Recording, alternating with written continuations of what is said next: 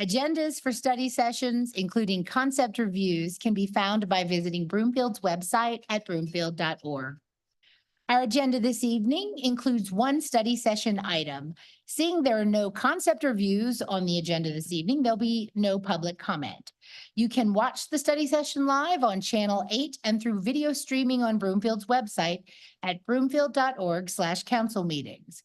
For our hard of hearing residents present, we have wireless headsets available through our AV team in the back of the council chambers. Our study session item this evening is the continuation of council's discussion of the Charter Review Committee recommendations for charter changes and other possible charter changes and ballot questions. As a study session item that is not a concept review, there won't be public comment on this item. Council has a copy of the agenda memorandum, and I'll ask our staff to summarize. We'll go straight to Ms. Rogers, our city and county attorney. Thank you. Good evening, Mayor, Mayor Pro Tem, Council, members of the public. And I see members of the Charter Review Committee that are in the audience tonight. Thank you for coming. As the mayor said, this is a continuation of our discussion that we started a couple weeks ago. Sorry, I'm going to pull up the slides on my screen so I'm not wrenching my neck. There we go. That we started just a few weeks ago, but actually this process has been in the works for a long time. Next slide. It was at the end of 2022 that council established a charter review committee, seeing that the charter hadn't gone through a comprehensive review since it was adopted. There's been changes made over the years, but not a full concept review. Comprehensive review. Hey, Ab, could you bring me a cup of water? Thank you. The Charter Review Committee met a chunk of 2023. They presented a final report.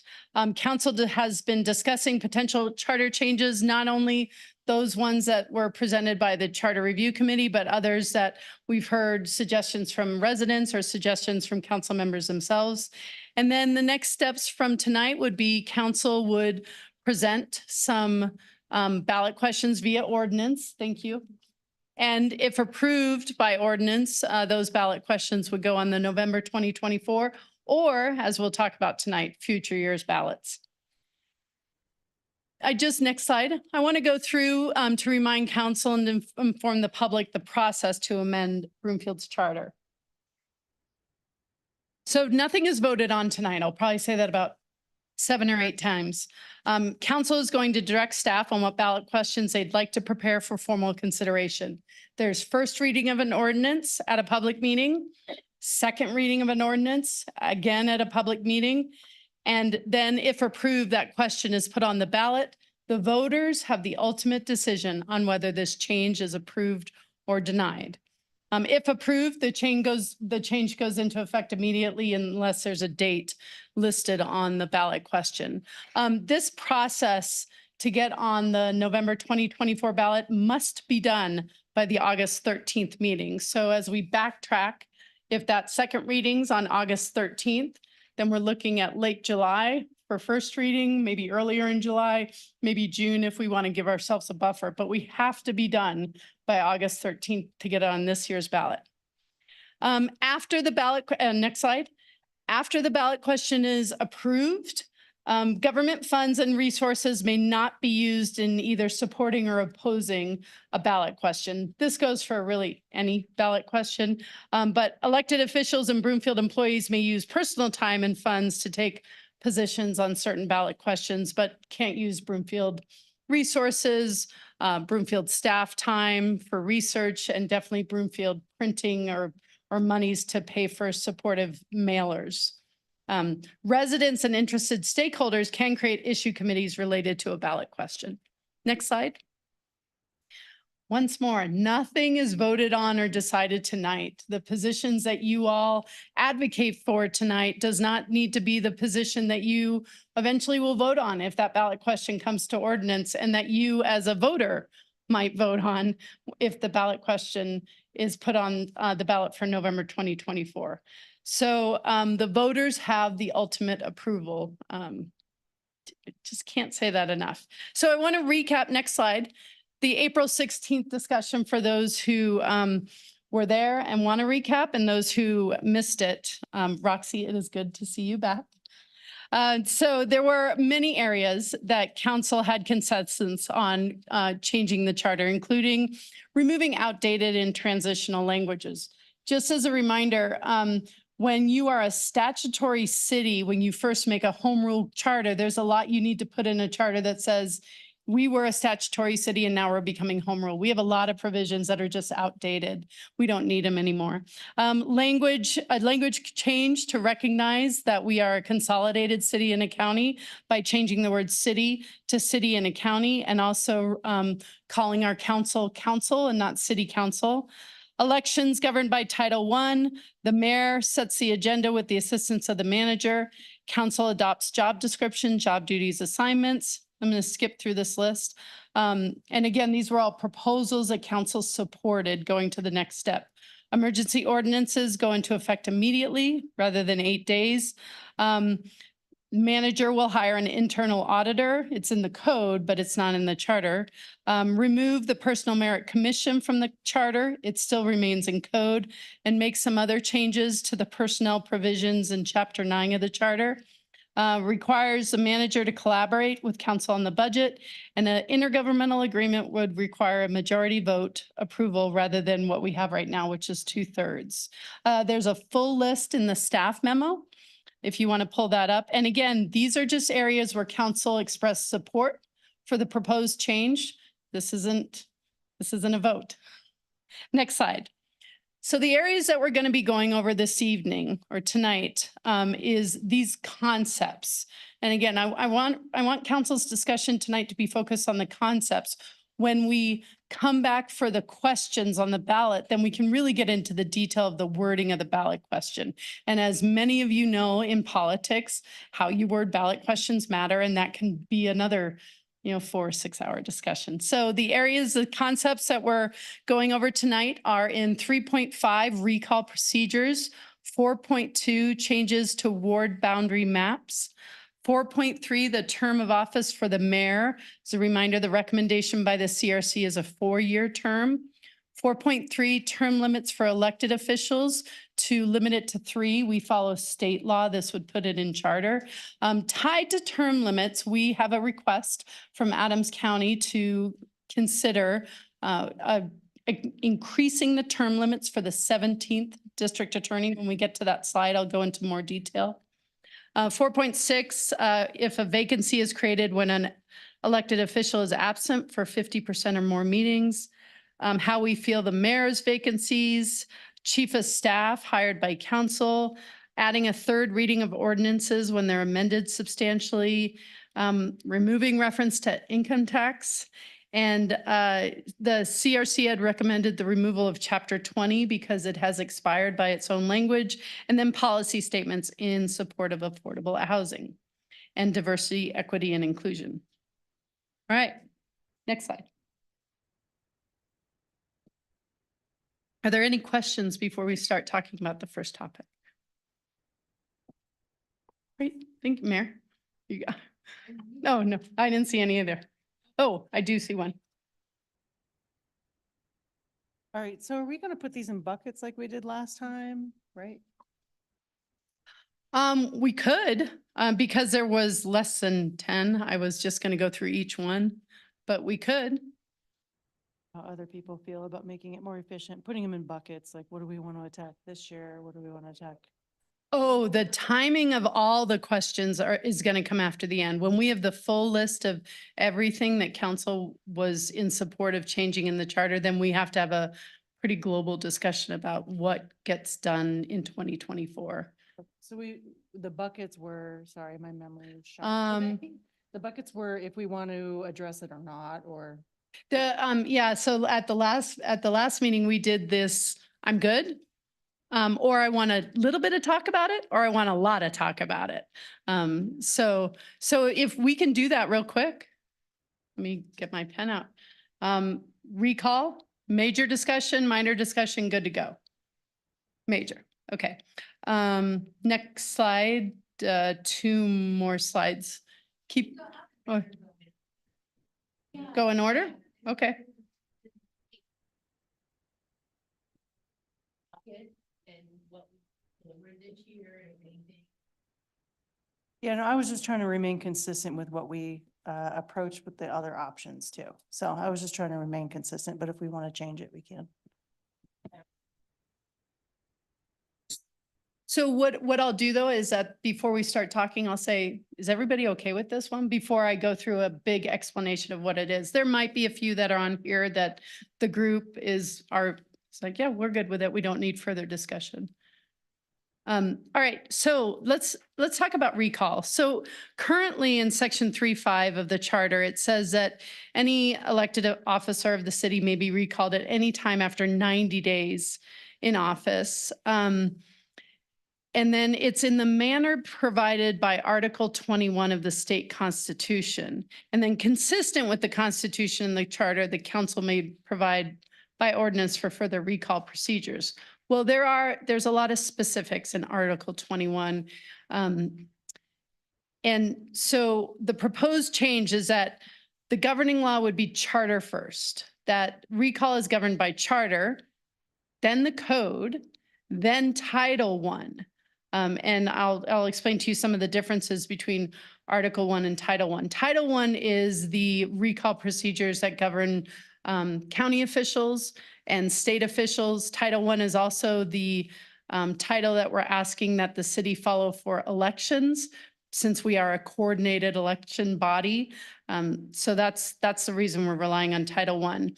The proposed changes would also talk about the timing of recall petitions, the grounds for recall, allowing a response statement for the petition by the elected officials, and then saying that vacancies caused by a recall are filled pursuant to the vacancy procedure in charter, rather than having a alternate candidate be running for election at the time. Just real quick, James, I have a couple more slides just talking about recall, and then Councilmember Marshall, and then we can go to questions if that's okay.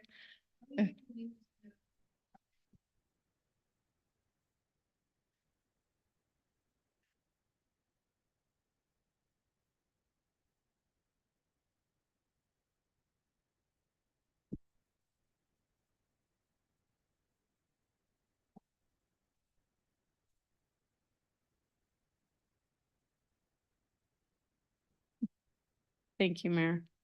Next slide. So a home rule municipality and a constitutionally created county like Broomfield, we can legally adopt our own recall procedures. I think we had a question by a resident, why don't we have to file state law? And actually it's because of our state constitution and our state law that says your local elections, you get to do what you think is best for your community. So that's the reason why, while we could shift and say that we will establish the rules first, and when there's nothing in our rules, then the state law would control. Next slide. So the question is, how much do we include in the actual charter? As we've talked about with some other provisions, sometimes it's great to have a lot of detail in charter, sometimes it's not, because the charter is really hard to change. So what to include in the charter, what to put in a future ordinance, or what to rely on in state law. So as for timing, Title I in state law already says no recall for at least 6 months after you're put into office, and no recall for somebody who's up at 6 months. On the idea of adding grounds, no current law has grounds. If grounds are wanted, then council must add it to either the charter or the code. The recall response statement, similarly, no current law has a requirement that the elected official gets to put in a response statement in the petition, so that would need to be added to charter or the code. The number of times recalled, Title I in state law actually says you can only be recalled once during a term, unless you get a petition signed by 50% of the eligible voters. So you could potentially be recalled twice. So if you don't like that sort of secondary, unless you have a petition with 50%, then that would be a detail you'd want to put in charter or the code. And the vacancy, there's no need to necessarily add a vacancy provision in the recall portion of the charter. Here's an interesting sort of twist. Right now, our vacancy provision says an elected office becomes vacant whenever an officer is recalled. And I'm sure you're wondering, well, in the last 2 recalls that Broomfield has had in the last 7 years, why didn't we follow that? Why did we have alternative candidates? Because it says that we follow the state constitution. The state constitution requires alternative candidates. So that's going back to what 3.5 says, is we follow the procedures in the state constitution. So that's another reason why maybe we want to look at following Title I, if that's a provision council would like to put in. All right. So if we can go back up to the first recall slide, 2 up. I can open it up for questions or comments on this, Mayor. Yes, any questions or comments? There you go. Councilmember Martin. I support the next slide, the change in the language to the governing language. Oh, thank you. Yeah, go to the next slide, Curtis. I Thank you. support that. I don't think the rest of it's necessary to be in charter, so I don't support anything else being in charter.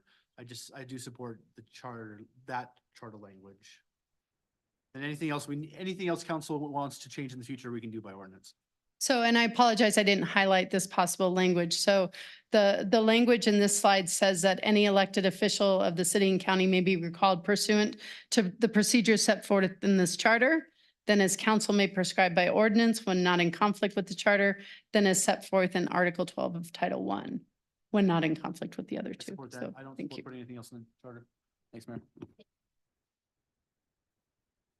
Councilmember Cohen? As the elephant in the room. I wanted to say, I think I would prefer the charter because I think certainty is better than having maybe each council come in and set new recall rules. But let me just speak briefly to why I think these changes are needed. Presently, Colorado is like the number 3 or 2 or 3 state in the nation in number of recalls. And the reason that is because we don't require grounds, unlike many other states. And one reason that's a problem is that recalls cost money. A special election in each ward would cost $80,000 to $100,000. And when you don't have grounds and you're not having a recall about whether an office holder has disqualified him or herself by some action breaking the law or violating their oath, then you basically have a policy election, which is what we've had in recent recalls, which is the purpose of the general election, in my mind. So I think grounds are something that makes sense to, if we're going to go to the expense and we're going to have a special election, then let's have it on reasonable reasons and not just difference of opinion, because that's the purpose of the general election. And I was going to note that this happens quite a bit, and I've read this before, but just to remind people, recalls in other communities have happened. And Cripple Creek, there was someone was recalled over a vote on funding a City Heritage Center gift shop. In Walsenburg, 2 council members were recalled over water bills. Louisville had a recall because they said the council member lacked empathy for Marshall fire victims. Englewood had 2 council members and a mayor face recall because of density zoning changes. And Elizabeth had a successful recall because they said the council member was voting to benefit developers. These are objective opinions, but I think it defeats the purpose of the general election. I think the rules set forth make sense. I'll just say, for those who think this might be sour grapes, with experience comes wisdom. And what I saw in the last recall is some holes. Notably, the recall petition that we faced was complaint about a social media post, was things we think you would do or might do based on things we think you said. Things we don't agree with you, things we think you might do, all subjective and unfortunately open to interpretation and often just falsehoods left and right. And there was no way to really respond to that until it was on the ballot. So I think some of the measures put forth put a little bit more obligation on those seeking recall. So for instance, if you submit a petition saying Councilmember X did Y, when you go door to door to have the petition signed, that council member should have ability to state a rebuttal. So the person at the door can fully evaluate whether this is a truthful and valuable recall petition. So I will stop there. Would just say, I think the measures put forth are reasonable. They would save money. They would ensure that our general election are about policy, and any recall is strictly about the qualifications of the officer and whether they violated their oath or violated the law. And I think that's it. Thank you. Thank you. Councilmember Henkel. Thank you, Mayor. I'm going to keep mine short because I do concur with Councilmember Cohen. I do believe that we need to change it so that Title I is part of that charter change, and also grounds. I think so many times the recall efforts have been about what a vote could have happened or what people thought might have happened versus something that you should be able to take seriously. Recalls are a serious, I think, if you're really like violating, sunshine laws, or, let's say you weren't honest with the voters about, your being arrested yesterday or whatnot, your criminal history while you're in office. If you aren't honest about those things, I mean, those can be some serious repercussions and a result of a recall. Just because you think a person might have put a homeless camp like on 144th that wasn't even their idea and it was on a staff memo, that's ridiculous. And to put forth 5 different ideas on one recall effort, that just says that you're willing to put forth 5 different things and seeing what catches and what sticks. I think the rest that we could put in code, so I do agree with Councilmember Marshall with other things or ordinance, but I think the 2 things that I would like to have on the ballot, and I will like to have it this fall personally, is the Title I and then the grounds. And then we can keep the grounds pretty simple, but it has to note or denote seriousness in this recall effort if they're really going to take this on. Thank you. Thank you. Any other Councilmember Anderson? I feel like we already had this discussion. This is where kind of where we left off last time.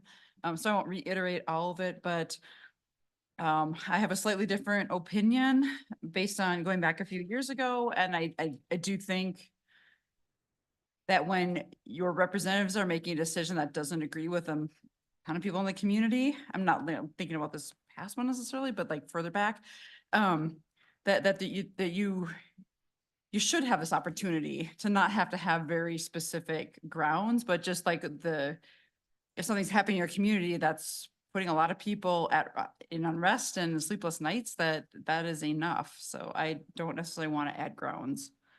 Thank you. Thank you. Any other council member feedback on this?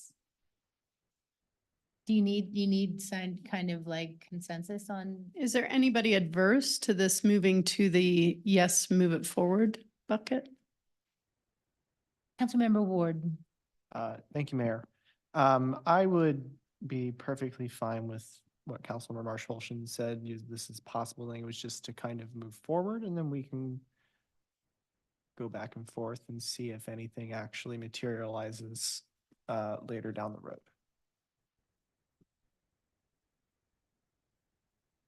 So do we need a straw poll on whether or not to add grounds, or as opposed to just this possible draft language?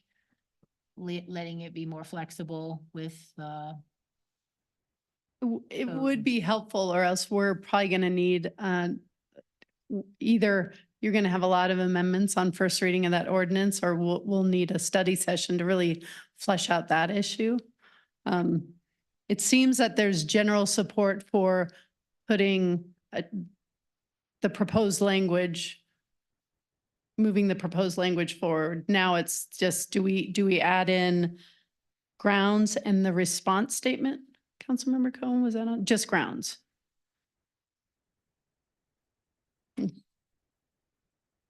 Got it. Okay. Yeah, you wanted the certainty. Okay. sure.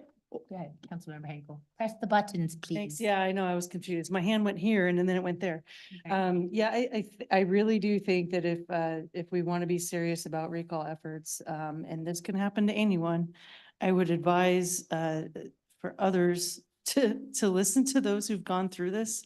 that you have to have some serious grounds. And that's why other states do not go through all these recall, fanatical recalls that are just differences in policy. So anyone, I want to tell you, they can put on the recall, we believe this person has a purple face. Literally, they could recall you for this. So we need to put something in our charter that the people are going to vote on for some serious grounds. And it doesn't have to be too detailed.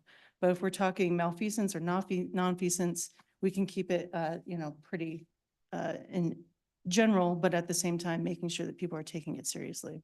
Thanks. All right, thank you. Councilmember Marshall.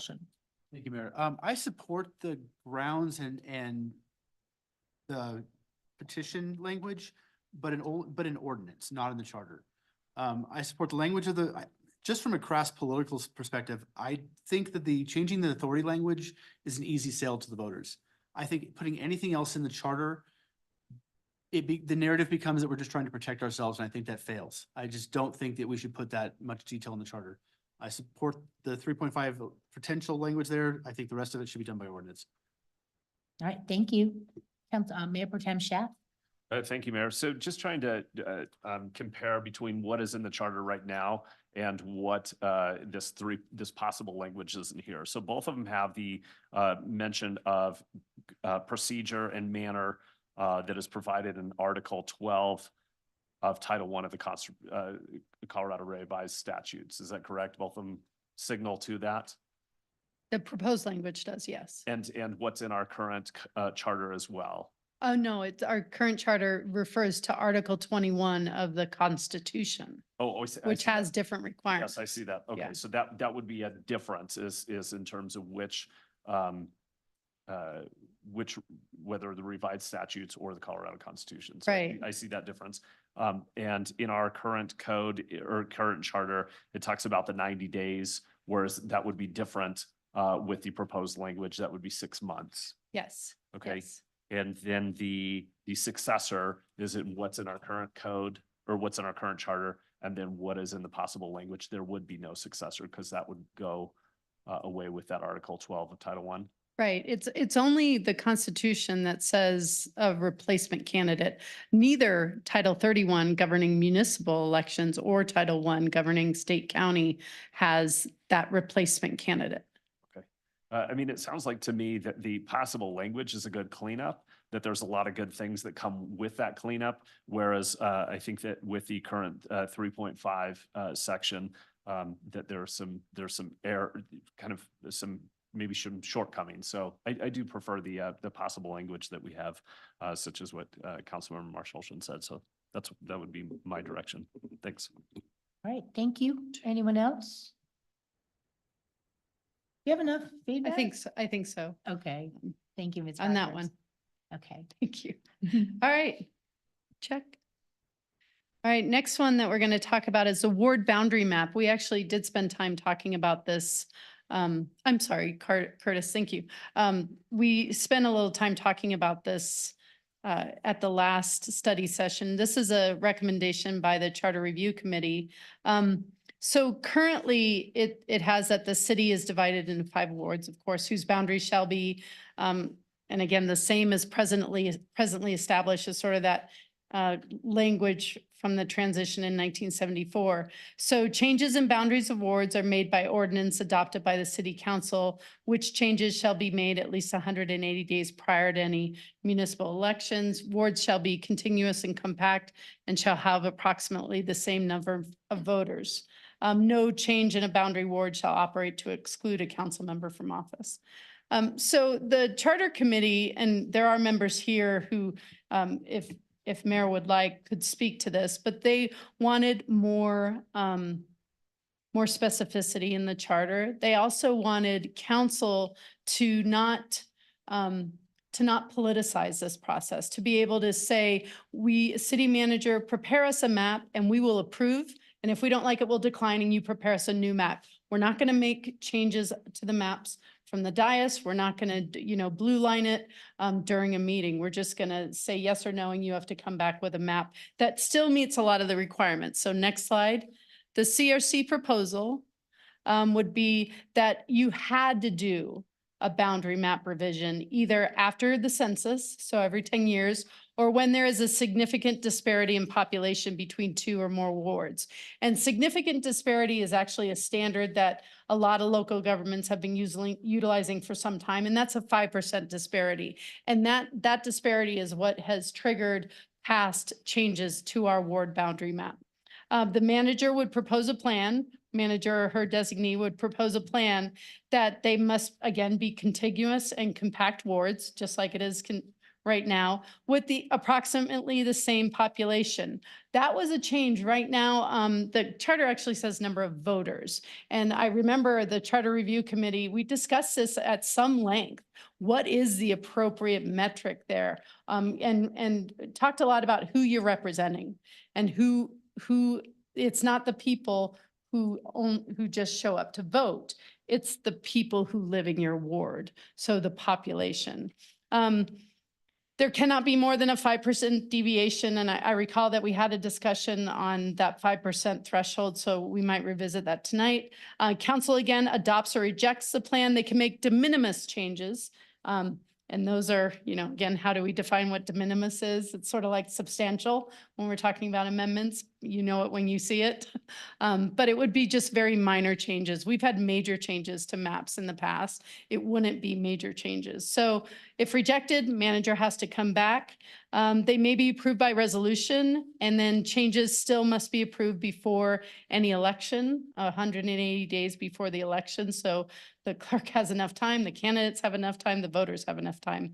And then no boundary change can exclude a sitting council member, and that will avoid any bubble writing. So we're gonna create the ward to make sure that Councilmember Smith is able to stay in that ward.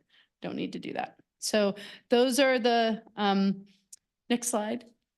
That's the concept. Here's how it would look. And in your packets and what was linked in the staff memo is a red line. This is how the red line would look. It does get a little bit long. If we can go through the next slide. And next slide. Oh no, one more up. So it's just those two. That's how it would look in the charter and potentially in the ordinance. Thank you, Mayor. That's all on this topic. All right. Any questions from council? Would our Charter Review Committee like to add anything or clarify, or was that a good, accurate, or say anything, actually? We could give you guys, come on up to the podium. We'd love to hear from you. How are you? Thank you.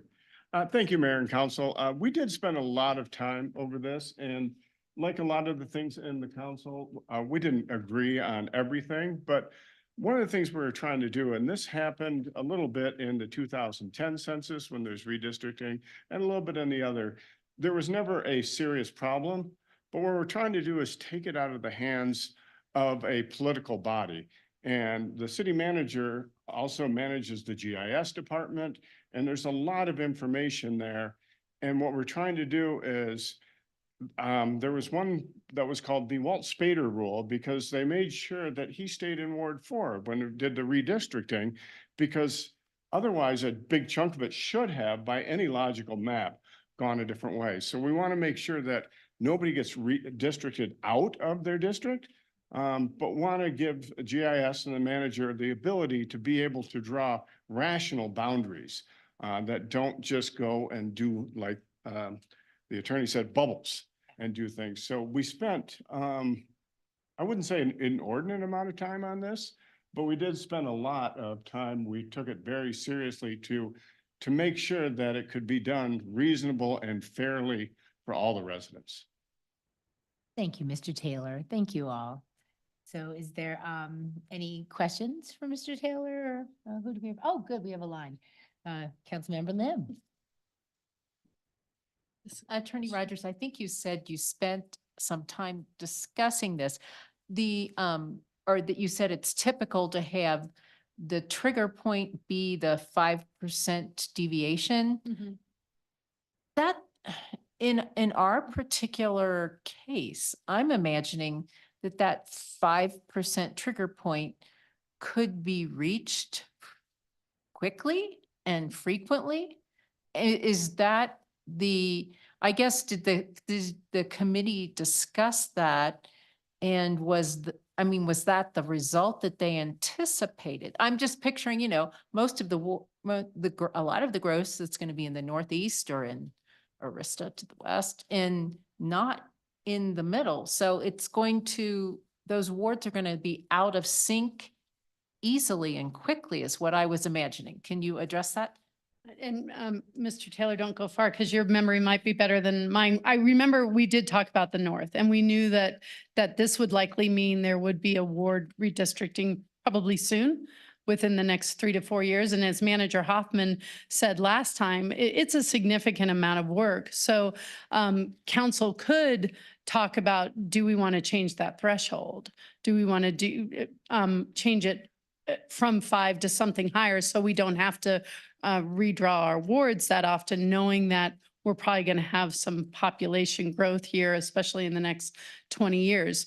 I will say that across the nation, 5% is sort of what's looked at to make sure that each representative is representing the same number of people. So I would advise against going very much higher than 5, probably not into the double digits, but we know we're going to have population growth up north soon and in Arista. So I'm not debating changing it soon. I'm thinking, okay, we're going to change it in 3 years and then in 5 years, we're going to have to do it again because it's changed that drastically already from the Yeah. three-year redo. And I apologize, and I probably can pull it up quickly, is how often we've had to do it in the past. And I don't know if Manager Hoffman remembers how much we've done it. No, I'm premature holding in my hand. I just did the quick calculation Talking over out here loud. about what a 5% change would make, and it's about 4,000 people.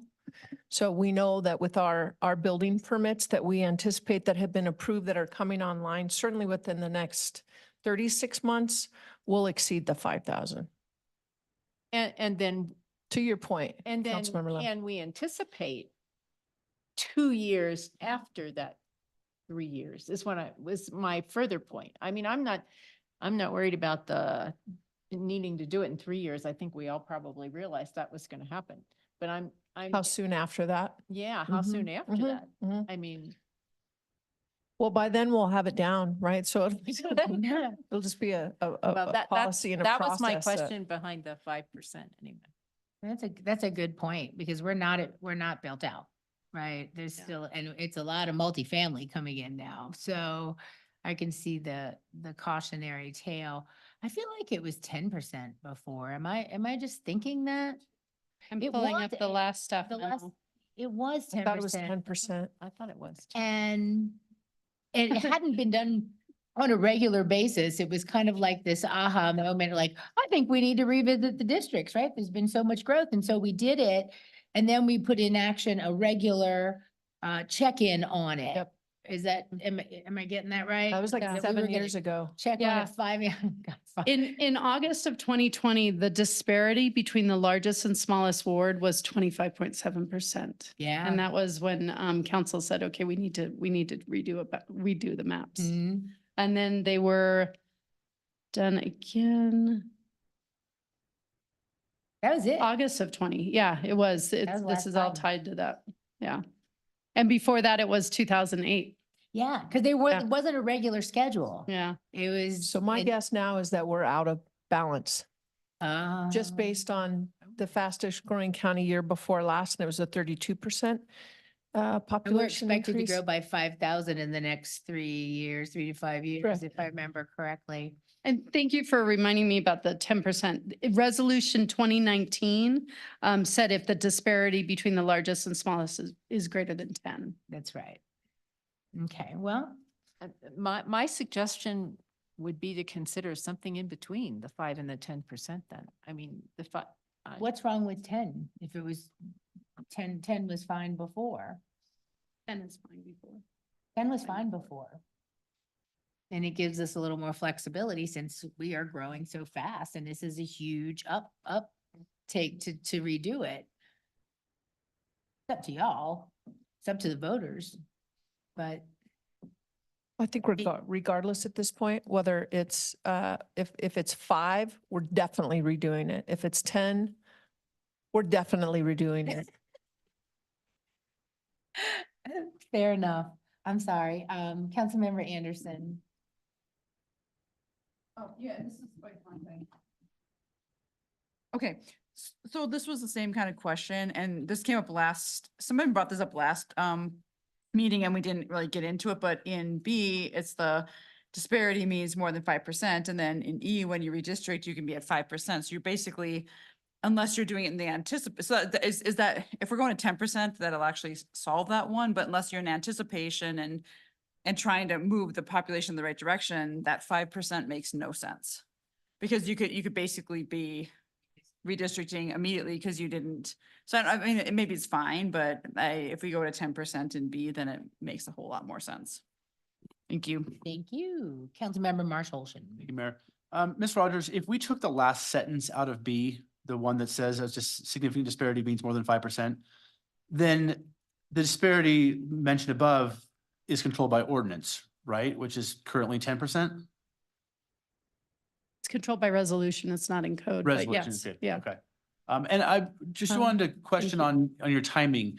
If my memory serves, the last redistricting before 2020 was actually sometime between 2013 and 2017. 2008. No, because my predecessor, Liz Law Evans, when she ran in 2013, her ward did not include Greenway Park, but when she ran in 2017, it did include Greenway Park. If I'm correct. I'm pulling up the old memos. And then Which when I ran usually 21, have the it was history. Arista too. So I'm pretty sure it got redrawn sometime in that 13 to 17 timeframe. After the census, maybe. It doesn't really matter. I'm just curious about that. Oh, Ms. Gilbert, welcome. Super curious. Thank you. Before 2019, Broomfield would adjust its wards periodically as needed. Previous adjustments were made in 03, 09, and 15. So thank you, Okay, my memory Councilmember was- Marshall. okay. Thank So you, Tom. I like everything in this except for the last sentence of B. I think we take that out and leave the disparity set by resolution or ordinance if we need to. I think the 10 is a good number. Because Councilmember Anderson's right. If we say it can't be more than 5, but then the new maps have to be drawn at 5, we're redrawing every year then, potentially. Anyway, that's my thought. Say that again. So if you, Everything except for the last sentence of B is what I would move forward. Got it. Thank you. Thank you. Okay. Next is Councilmember Ward. Oh, thank you, Mayor. So I'm just going to ask a clarifying question, Ms. Rogers. As Councilmember Anderson pointed out, there's the last sentence of B, which specifies disparity means more than 5%. And then in E, there is the disparity cannot be more than 5% essentially.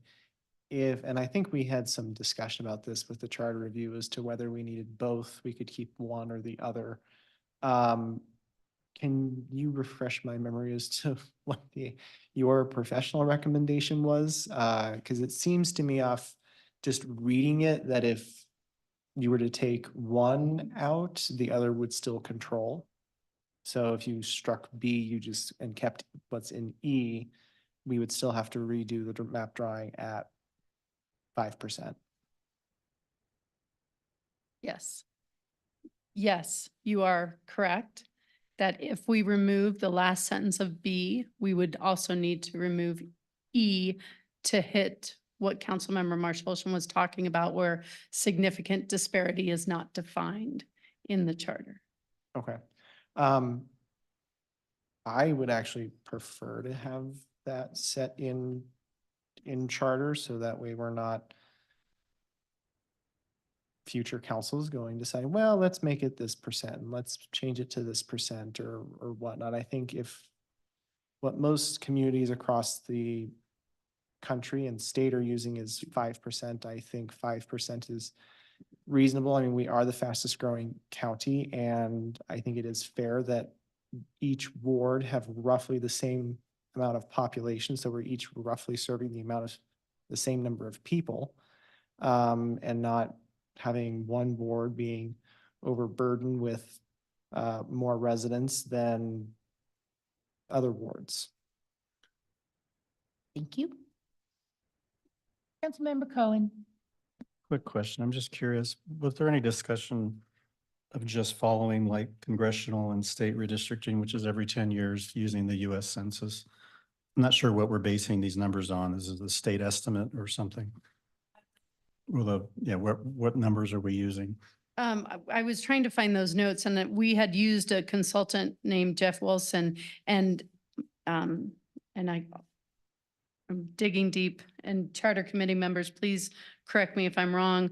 We did look nationwide at local government, so we weren't focused on state, and that there was a belief that 5% was a threshold that a lot of local governments followed when they started to see disparities in population. But is there any reason we couldn't just do every 10 years and then make Nope. sure the districts are within the 5%? No, Variation reason. and make it simpler on ourselves and then using confirmed US Census numbers. No reason. I think the policy reason behind the 2019 resolution and including it in here is that let's say we just get done with it today, and as Manager Hoffman said, in 3 years, we're expecting a huge burst.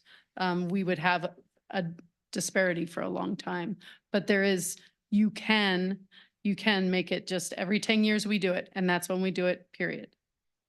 It seems simpler to me than having to constantly monitor, and if the rate houses are being built, who knows? How many will come in within the next year or two, but I don't know. My preference would be make it simple and every 10 years using census numbers and not consultants' estimates, but that's my preference. All right, thank you. Any other council member input on this? Councilmember Anderson. And I would just, I understand what Councilmember Cohen's saying, that every 10 years, but then we would be back in that, we've been doing it every 6 years. So that every 10 years, I think we need to, if we left it at required every 10 years, could we still then redistrict as needed every few years, or is that precluding that? That's how it's written right now. Okay, so it wouldn't change that. Okay. Yeah. Mr. Taylor? Mike, for you. Thank you, Mayor. That was a topic of discussion, leaving it every 10 years. We thought the disparity would get too much in 10 years, especially the growth in like Ward 5, some of the parts of Ward 2, and Arista and that. And we felt 10 years, it would be so lopsided that it would be unfair to certain residents who don't have the representation they need. We did feel it'd be a lot simpler to do and a lot easier. And this is another reason we wanted to put it in the hands of the manager and the staff, is they have the latest plans of what has been approved in single family and multifamily housing. So they have a better projection on what it's going to look like next year, 2 years, 5 years, so they can have a better handle on it to keep the representation levels a little closer to fairness. Thank you, Mr. Taylor. Next, we have Mayor Pro Tem Chef. Thanks. I'll keep this brief. So I would concur that I think that what is being proposed minus the last sentence in B sounds good to me. Thank you. Anyone else? Any feedback? You're good? Ms. Rogers, do you have anything else you need on this item?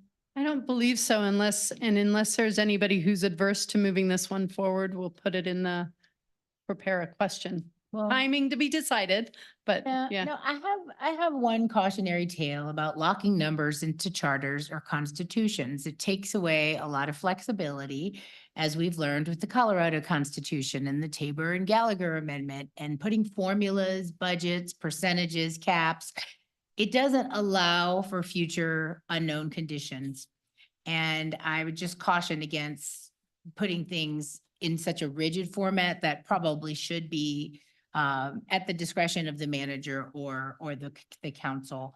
The concept is good, but I just, the percentages, numbers, That doesn't always work out from experience.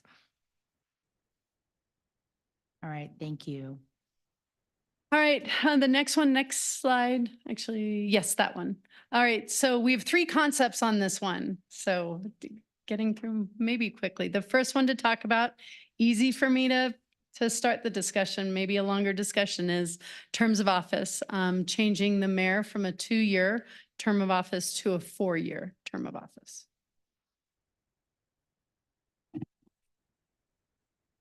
Councilmember Marshallson. Thank you, Mayor. I support putting this to the voters. Thank you for your brevity. Councilmember Lim.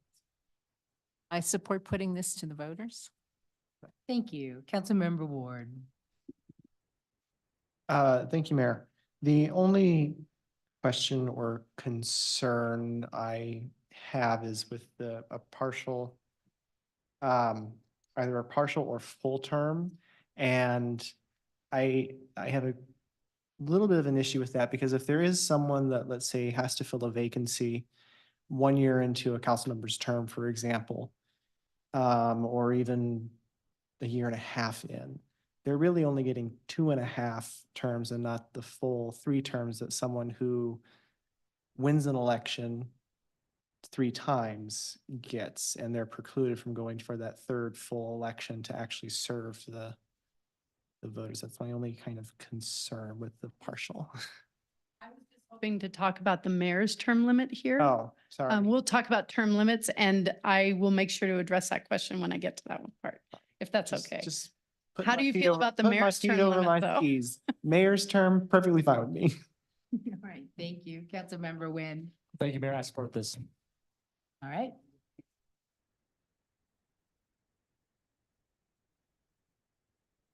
Councilmember Anderson. Okay, I'm like trying to read this and I'm not getting the clear thing. This is, if it's a 4-year term, it's only, with the 4.3 is just talking about the state law. So if it's a 4-year term, it's 2 consecutive terms?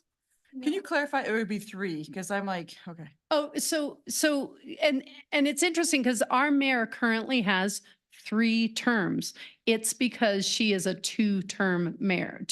Her terms are 2 years. So state law for term limits right now says if you have a 4-year term, you only get 2. If you have a 2-year term, you get 3. So it's trying to cap that total time that you serve. And we don't have term limits in our charter. That's why we follow state law. Okay, so if the voters approved a change to a 4-year term for the mayor, then it would be 2 consecutive terms. Yeah, yeah. If the Okay. voters approved 4-year and let's say we didn't address term limits, then yes, the mayor would be limited to 2 terms. Okay, because I support 2 terms if it's 4 years and 3 if it's 2. Okay, thank you. Thank you. Anyone else? No? No problems? Okay. So term limits, and we got into term limits a little bit. So just as I just said, so we do not have term limits in our charter, so we look to state law. 2 terms for 4-year terms. Everybody on the dais is limited to 2 terms, except the mayor, since her term is 2-year terms, she gets 3 terms. Partial terms typically are addressed like our mayor has a partial term as a term. It was less than half the term. It was actually less than 3 months, I believe. That's not a term for the purpose of term limits, but that is something that council could address in the charter, is how partial terms are addressed. Have partial terms, and these recommendations were from the Charter Review Committee, right, Ms. Rogers? Yes, yes. Thank you. Because in the past, when folks were appointed, that did not count as a term regardless of what point in the term they took office, correct? I would have a different opinion on that Oh, because so it has counted toward a term? I don't know if it has in the past. So I don't want to say that in the past, we've had a council member that was appointed and then able to serve 2 full terms on top of that appointed term when that appointment was almost a full term. Yeah, I think that did. So they almost get about 12 years. No, it was Oh. more like 10. Well, it was actually 6. Because they Okay, did get then- reelected. but they did almost a But they two-year tried to get appointment. reelected. Yeah. I think this would actually help out a lot in that because we would know that, okay, if it was Councilmember Delgadillo, we would know that her first term, is not a full term Yep. because it was less than 50%. That's been the practice.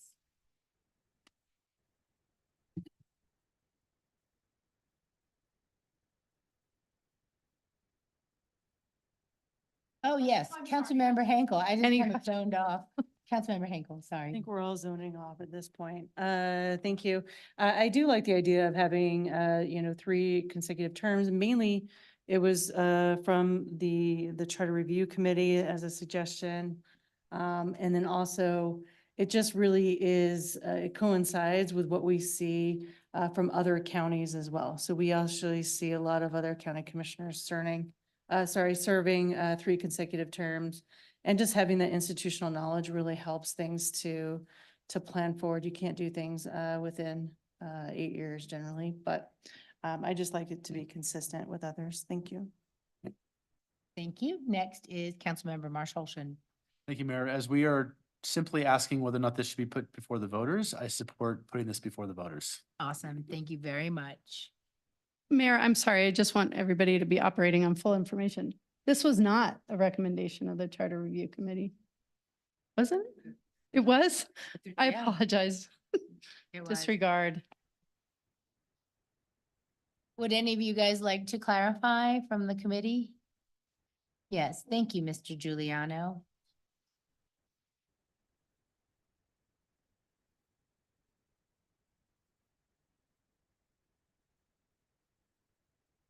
Just as we said, I'd said in my letter, we originally discussed having it, I offered it as a 2/3 vote on your second election, that you could go for a third.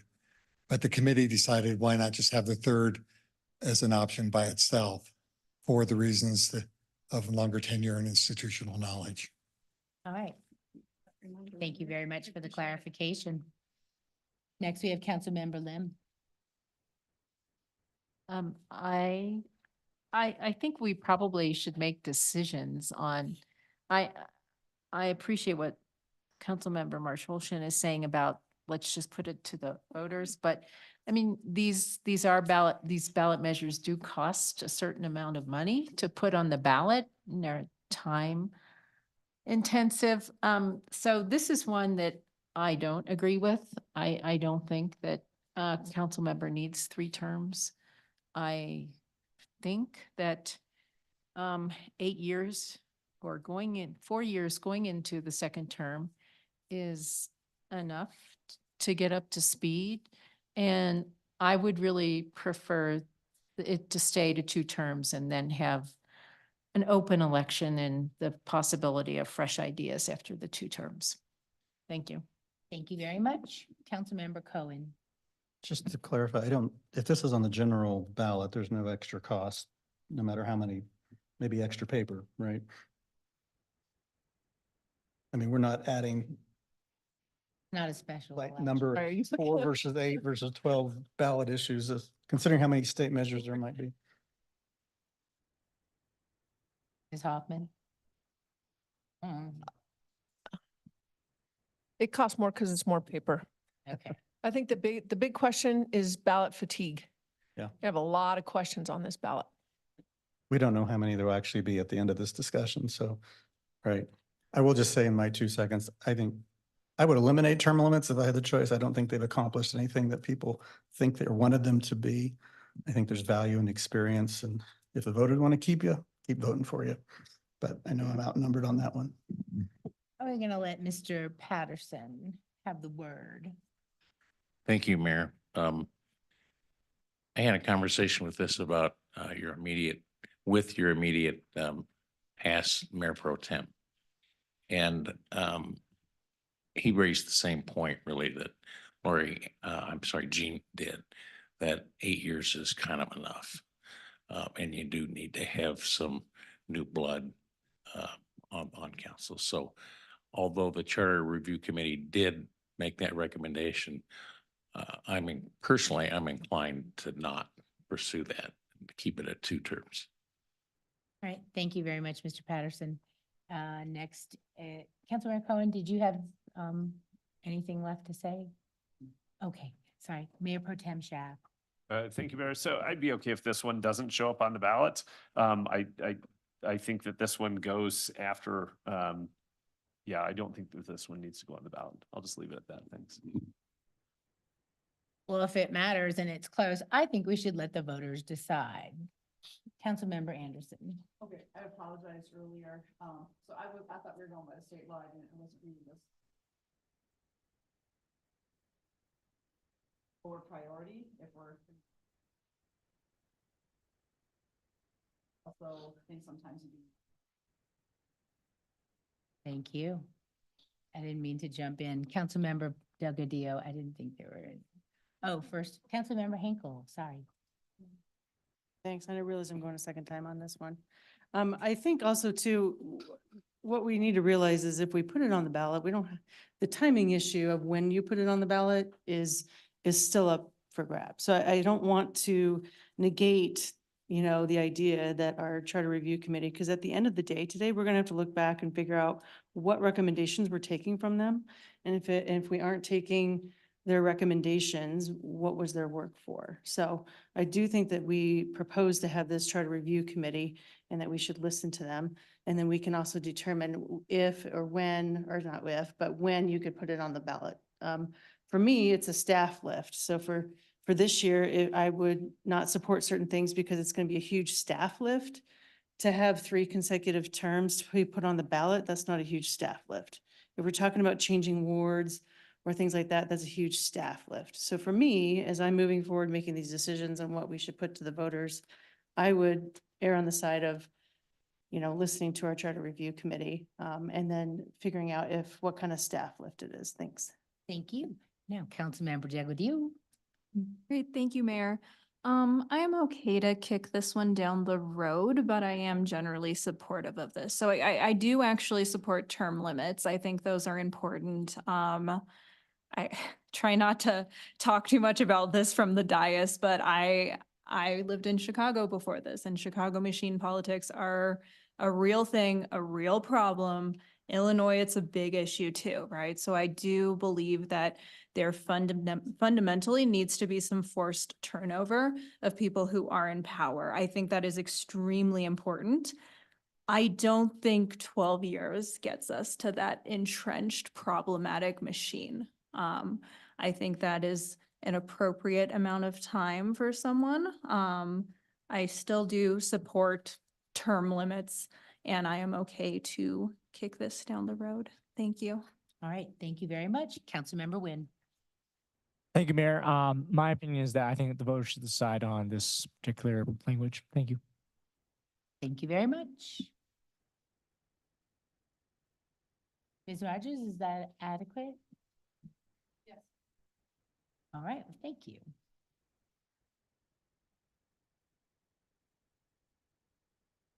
Oh, no, sorry, Curtis, go back one slide. So the last one is not for our charter, but it ties to this discussion. And a few weeks ago, Adams County had indicated, and our district attorney, Brian Mason, had indicated a want to increase his term limits from 2 terms to 3 terms. Now, a little background. So we're in the 17th Judicial District with Adams County. So that's the whole district that will get to vote on this question.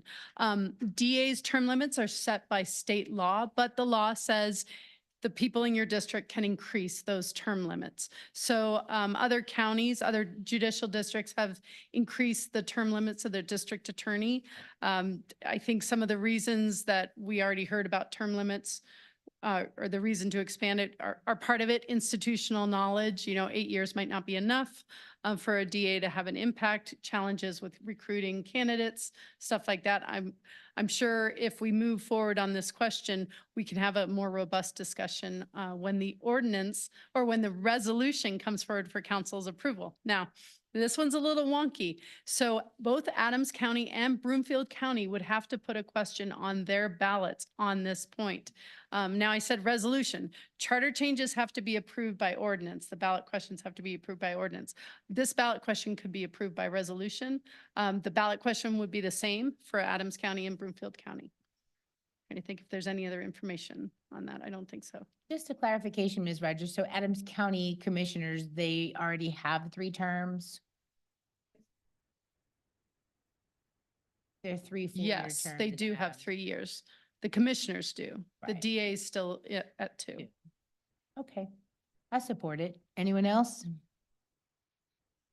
Councilmember Marsh Holsham.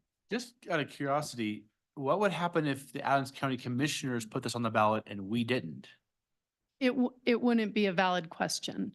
It wouldn't, it would be a question that didn't go to all the eligible voters, so it would have no effect. Okay, I support this. All or nothing. Yeah, I support this. All right, thank you. Councilmember Henkel. Yeah, I also support this, and I also support the idea that it needs to be the same with other judicial districts, just the same as my last conversation about term limits for city council members that are equitable across the board. Thanks. Thank you, So Councilmember. just on that Yes. point, this would be different than some DAs in the metro area and actually throughout the state.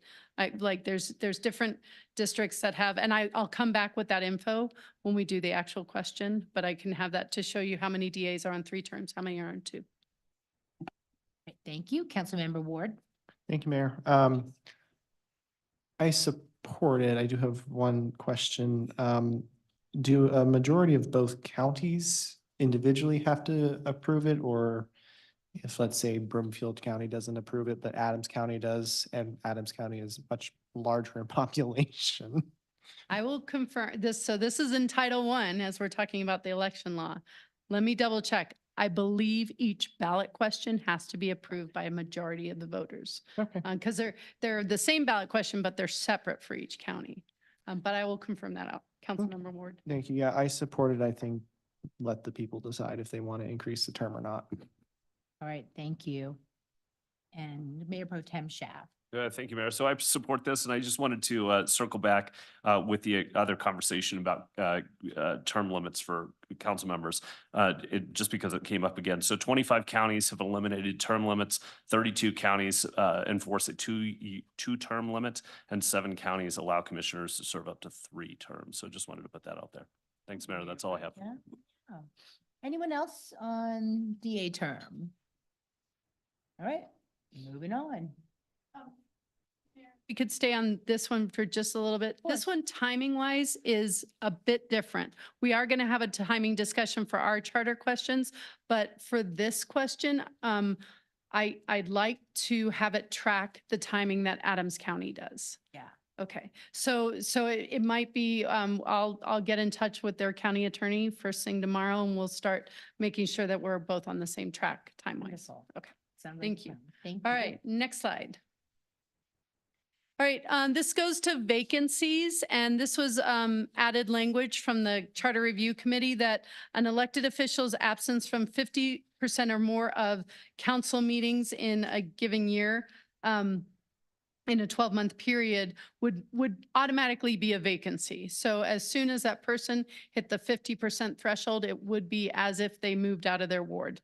There's an immediate vacancy. The person doesn't need to have a hearing or anything like that. So, and it would be 50% of the regular meetings, special meetings, and study sessions. So very specific to the council meetings, not necessarily board meetings or some of the other obligations. All right, any comments, feedback on this?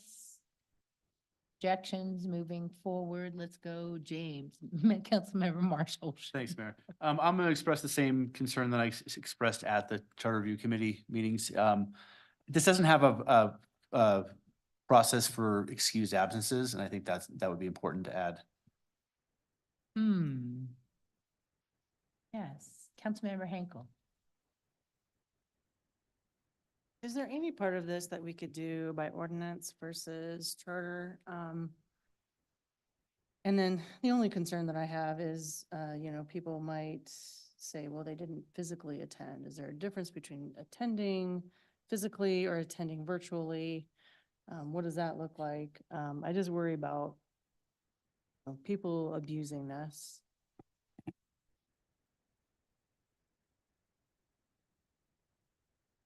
I'll start with the second question first, Councilmember Hinkle.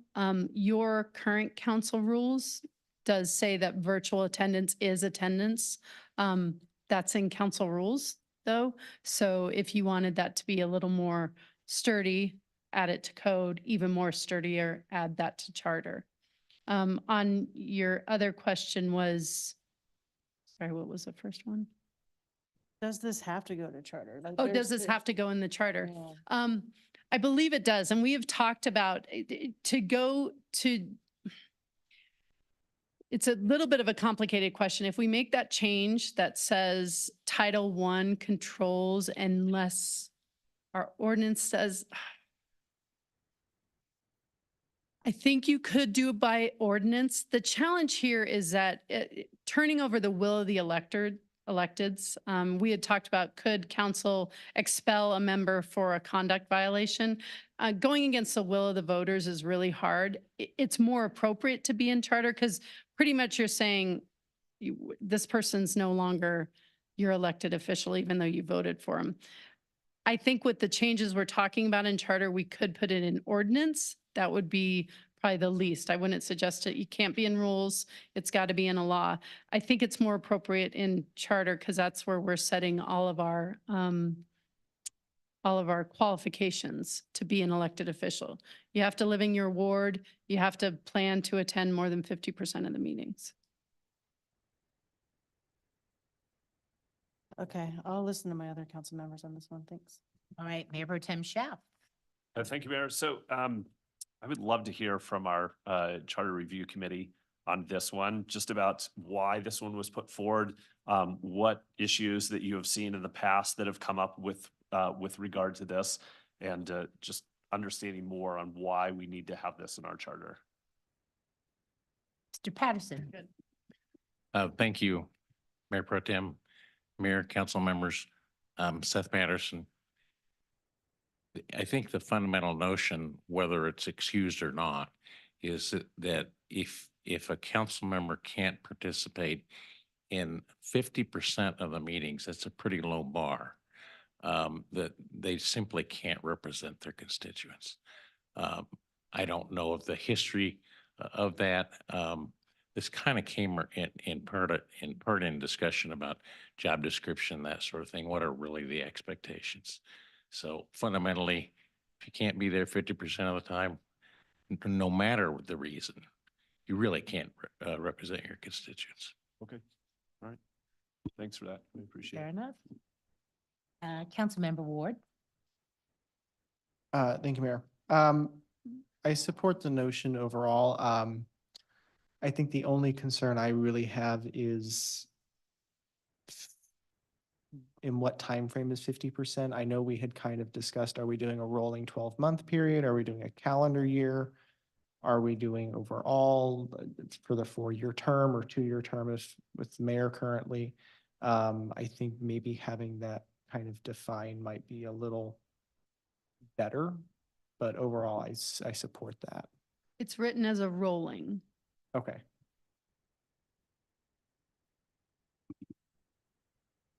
Yeah. Okay. Councilmember Delgadillo. Thank you, Mayor. So I guess a follow-up question then to that is that if you are new to council, when does that 12-month period begin? Because you will not have accrued enough days within the first month, or you've only attended a few sessions.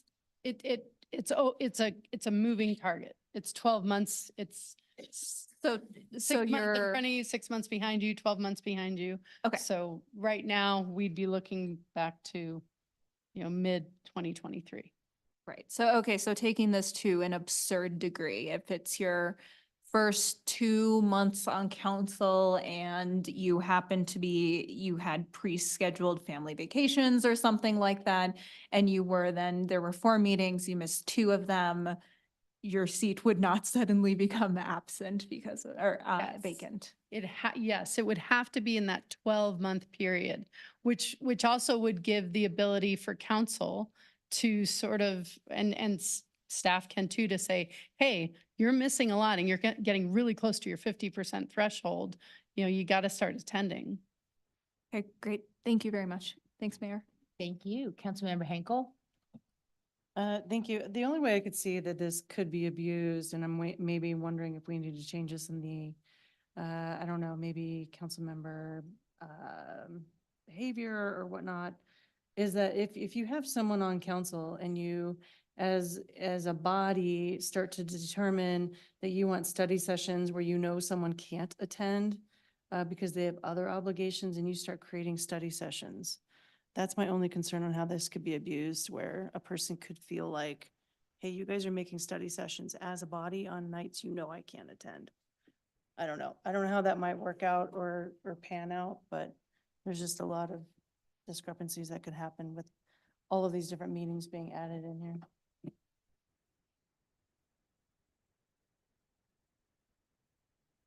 Next, we have Councilmember Cohen. I'll be quick. I don't know if this is too much nitty gritty for this, but do we have to specify who determines who's vacant? I mean, is it as verified by the clerk? By the clerk's record keeping? Because I assume if someone hits 50%, are you as a city attorney the one who declares the office vacant? Based on the clerk's record? No, that would be, that's an obligation to, sorry, Crystal, that's an obligation for the clerk. Like, just like if we noticed that a council member had moved out of the ward. So it, I mean, and it would go by our official records. I mean, we hold very formal meetings, even with our study sessions and special meetings. So we always have a record of attendance. Do we need that specificity with this language or? I don't think execute? so, Okay. but it could be added, but I don't think so. All right, we're like a second round, aren't we? I want to say something then before I go to you, Councilmember Marshallson. And it's a real thing, like say a council member gets elected and then has to go on bereavement leave. And this is in the beginning of their term. So they don't have a lot of time accrued, but they want to take, a month or two off. That's where I think the provisions need to be, there needs to be that bar for exceptional reasons, because it does happen. So let's talk about that scenario a little bit more. So a newly elected person starts office in late November and they immediately have to be out for 3 months straight, let's say. And we've seen multiple reasons: bereavement, leave, cancer. There's a lot of reasons. You would not have 50%. You wouldn't have that 50% in a 12-month period. So I guess for our new council members, and maybe this is a specificity that Councilmember Cohen was talking about. For our new council members, it really doesn't, I mean, it's November to November. Okay, And then it starts rolling with you. okay. I will say, and charter members, committee members, please come up if I'm misstating this. We did talk about grounds and excused absences versus not excused. And to Councilmember Hinkle's point, we were concerned that that would be an area of abuse, that whoever decides what's excused and what's not would deem that yours is excused, but yours isn't. So there was some concern about the abuse factor on that one. Yeah. And that's why I think, to Mr. Patterson's point, the threshold was set high at 50% and not, let's say, 10% or one meeting a month or something like that. That makes sense. Councilmember Marshallson. Thanks, Mayor. Just a follow-up question. Does this reset with a new election? So let's say a council member misses 49% of meetings in their election year, but then somehow they convince the voters to reelect them anyway. Does it then start over again?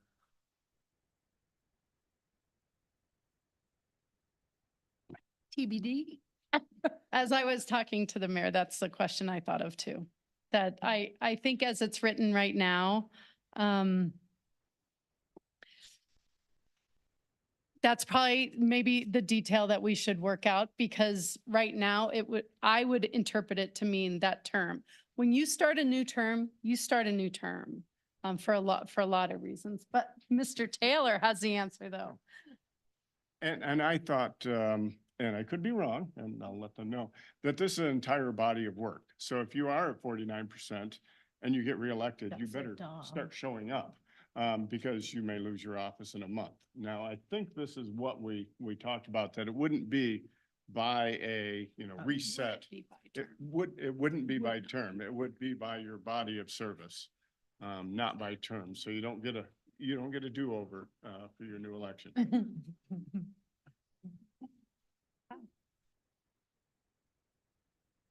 Mr. Patterson, would you like to add something?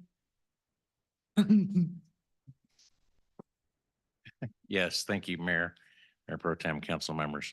The other Charter Review Committee members who are here don't recall having that discussion. My personal view is that each term stands on its own. But if you lose your seat because you were only there 49% in your first term, you might not get elected in your second term first, but if you do, then you really ought to. attend. Thank you. Thank you. Next we have Councilmember Anderson. Okay, I did not know how in depth this would get, but I do now have one other question. So say for instance, you took office and you missed from November until the next summer, you missed 7 months. Would you never attended a meeting? Would it go is that enough or do you have to go the full year? Thank you. I think we could extrapolate. I mean, you've already missed more than 50% of the possible meetings that could happen, I guess. And I don't think this is plausible or practical. You could have somebody load up a bunch of meetings to try to save you, but I think once you hit that 50% threshold of absences, so we know that there's so many meetings in a year. And even if we added on 10% just to buffer extra meetings and you're already exceeding that, I think I would advise the body or the clerk that position is vacant. Okay, that's good. Thank you. All right, thank you. Councilmember Ward. Thank you, Mayor. I know there was a question by Councilmember Hinkle about essentially weaponizing absences and whatnot. Just for reference for my other council members, counties, for example, if they have to miss a meeting and not pay a fine as per state statute, they have to get approval from the body as a majority of the body to have an excused absence. So that would be something we could probably follow as part of council rules and procedures and just set forth. Is it going to be 50%? Will it be 2/3? Whatever the case, but I just wanted that to be a clarification for my council members is how other counties excuse absences for meetings. Yeah, that sounds like a bad idea. But thank you. Anyone else? No? Are we clear on this one? No, you're not getting. I'm not getting a lot of clear support. Or is this one of those questions and maybe it goes to timing? Yes, but maybe I don't know. Not Yes, move priority. forward with this. Yes, but not a priority? I Yeah, sort of, not- am- Yeah. Okay. That sounds like a winner. right. Okay. Thank you. I think it's great. I just don't think we should be fined. Already volunteering. So the next one is vacancies for the mayor. So our current language, and you can see it redlined or tracked on the board. It doesn't, it says if a vacancy occurs in the office of the mayor, the council shall call a special election within 60 days to elect a new mayor unless the vacancy occurs within 180 days of the election, period. That's where it ends right now. And we had this situation with Mayor Castriata after Mayor Quinn is we had a mayor resign within the 180 days. So staff utilizing the vacancy provision for council members said, well, let's just follow that one. And that's what we did. We did the appointment. So the discussion among the Charter Review Committee was, do we still want to do special election if you have an early resignation by a mayor? And they supported continuing to do a special election, recognizing though that if it's within 6 months of an election, then let's just appoint somebody to finish out that term and then the election will bring in that new mayor. So the proposed language is that If a vacancy occurs within 180 days from the next coordinated election, the council chooses by majority vote a person to fill such vacancy. The individual serves until the next coordinated election. Now, you might be wondering, how does this tie if the mayor's term is 4 years? It would mean that that appointed mayor would only serve to the next coordinated election, and we'd have to have a race for mayor and get people on that ballot quickly. Because we weren't necessarily probably expecting to have a mayor in those mid-years. So a little wonky with those two together, but it's workable. Okay, I think that's it for that one. Thank you, Ms. Rogers. And having lived it, I feel like there's a reason why there's a mayor pro tem. And I don't know if the Charter Review Committee really heard from us about that, but the mayor pro tem is the successor in so many ways, because mayor pro tem attends all the agenda setting meetings, the coordination meetings, the script review meetings, fills in for the mayor when the mayor can't do their job. So in succession planning and seamless transitions, Westminster has their mayor pro tem automatically go to the mayor position without an open application process, without having to spend money to recruit applicants and then interview the applicants. And this is when the city is without a mayor. So there's already unrest, right? There's already an upheaval. And then you have to go through all this other process with one less person. So it just makes sense from a governance perspective, in my opinion, to have that successor who's been trained be the one that step in to fill in the rest of the vacancy. And I would like to get your feedback on that. Seamless transition is the reason. Thank you, Mayor. I'm afraid you won't like it, though. Fine. As a body, the Charter Review did discuss this very thing. We discussed the succession plan. Not only did we not necessarily think it should be automatic for the mayor pro tem, we even discussed and didn't put in place that the successor would have to come from council. We thought it should be completely open that the council could appoint anybody. It doesn't even have to be a sitting council member to be in that position. We intentionally left that piece out. We did have robust discussion about it, and we did feel that the council should have, the entire council should have that ability to choose from the best, whether it's on council or out of council. And it may not have been unanimous, but it was a pretty widespread belief. That's fair. I just think there's a bigger learning curve for some person who's never even served on council to all of a sudden be thrust into this role, which some people may think is no different than, being a dog and going to events and mingling with people. But let me tell you, And you are it's not. You are absolutely right. There are so many things you learn from being a mayor pro tem and from being on council that somebody coming outside and stepping up to that role, it would be very difficult. But we did not want to limit council in that option. All right. Thank you, Mr. Taylor. Councilmember Ward. Thank you, Mayor. Yes, I was going to actually say I had brought up the idea of having the mayor pro tem just succeed the mayor if the mayor's position becomes vacant. There were concerns, as I recall, from some of the committee members that the mayor pro tem may not want to be mayor. They just may want to be mayor pro tem. And there were other concerns that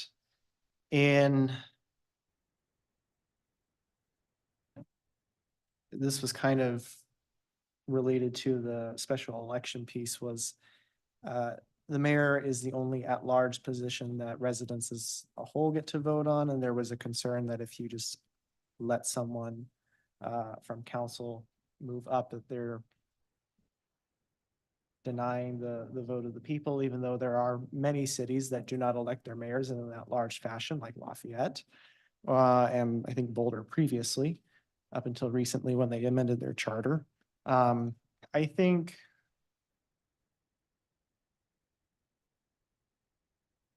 I'm fine with the language as it's proposed right now, although I would be fine if there was an amendment to, or a desire to change, I should say, to have the Mayor Pro Tem just fill until the next coordinated election. I am not steadfast in one way or the other.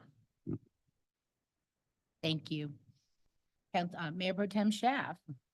Thank you, Mayor. So just a couple questions. So I really don't like these special elections due to the costs and kind of the uncoordinated efforts.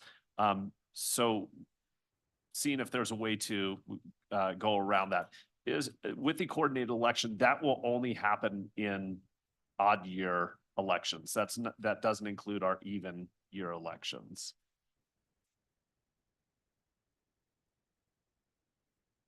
I think we're defining coordinated elections in the charter broadly. It could be, so right now it would be the November 25, Okay. 24.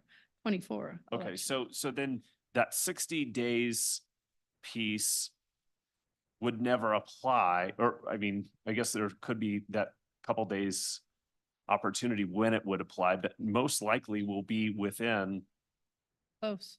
we're Yeah. close, right? To, I mean, I don't know, maybe not, maybe there's, right, half and half. So, I mean,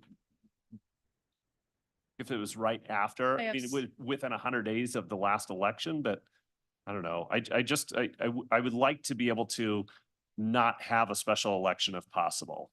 So if we can just say the next election, I mean, if that is what the intent is, just the next election, then most likely, and I would be okay if if it was council members as well, that instead of holding a special election, that it's just they're on the ballot, or, you know, that seat is up in the next election. Does that make sense? So if the vacancy occurs within 180 days of the end of that term, is that sort of what you're thinking?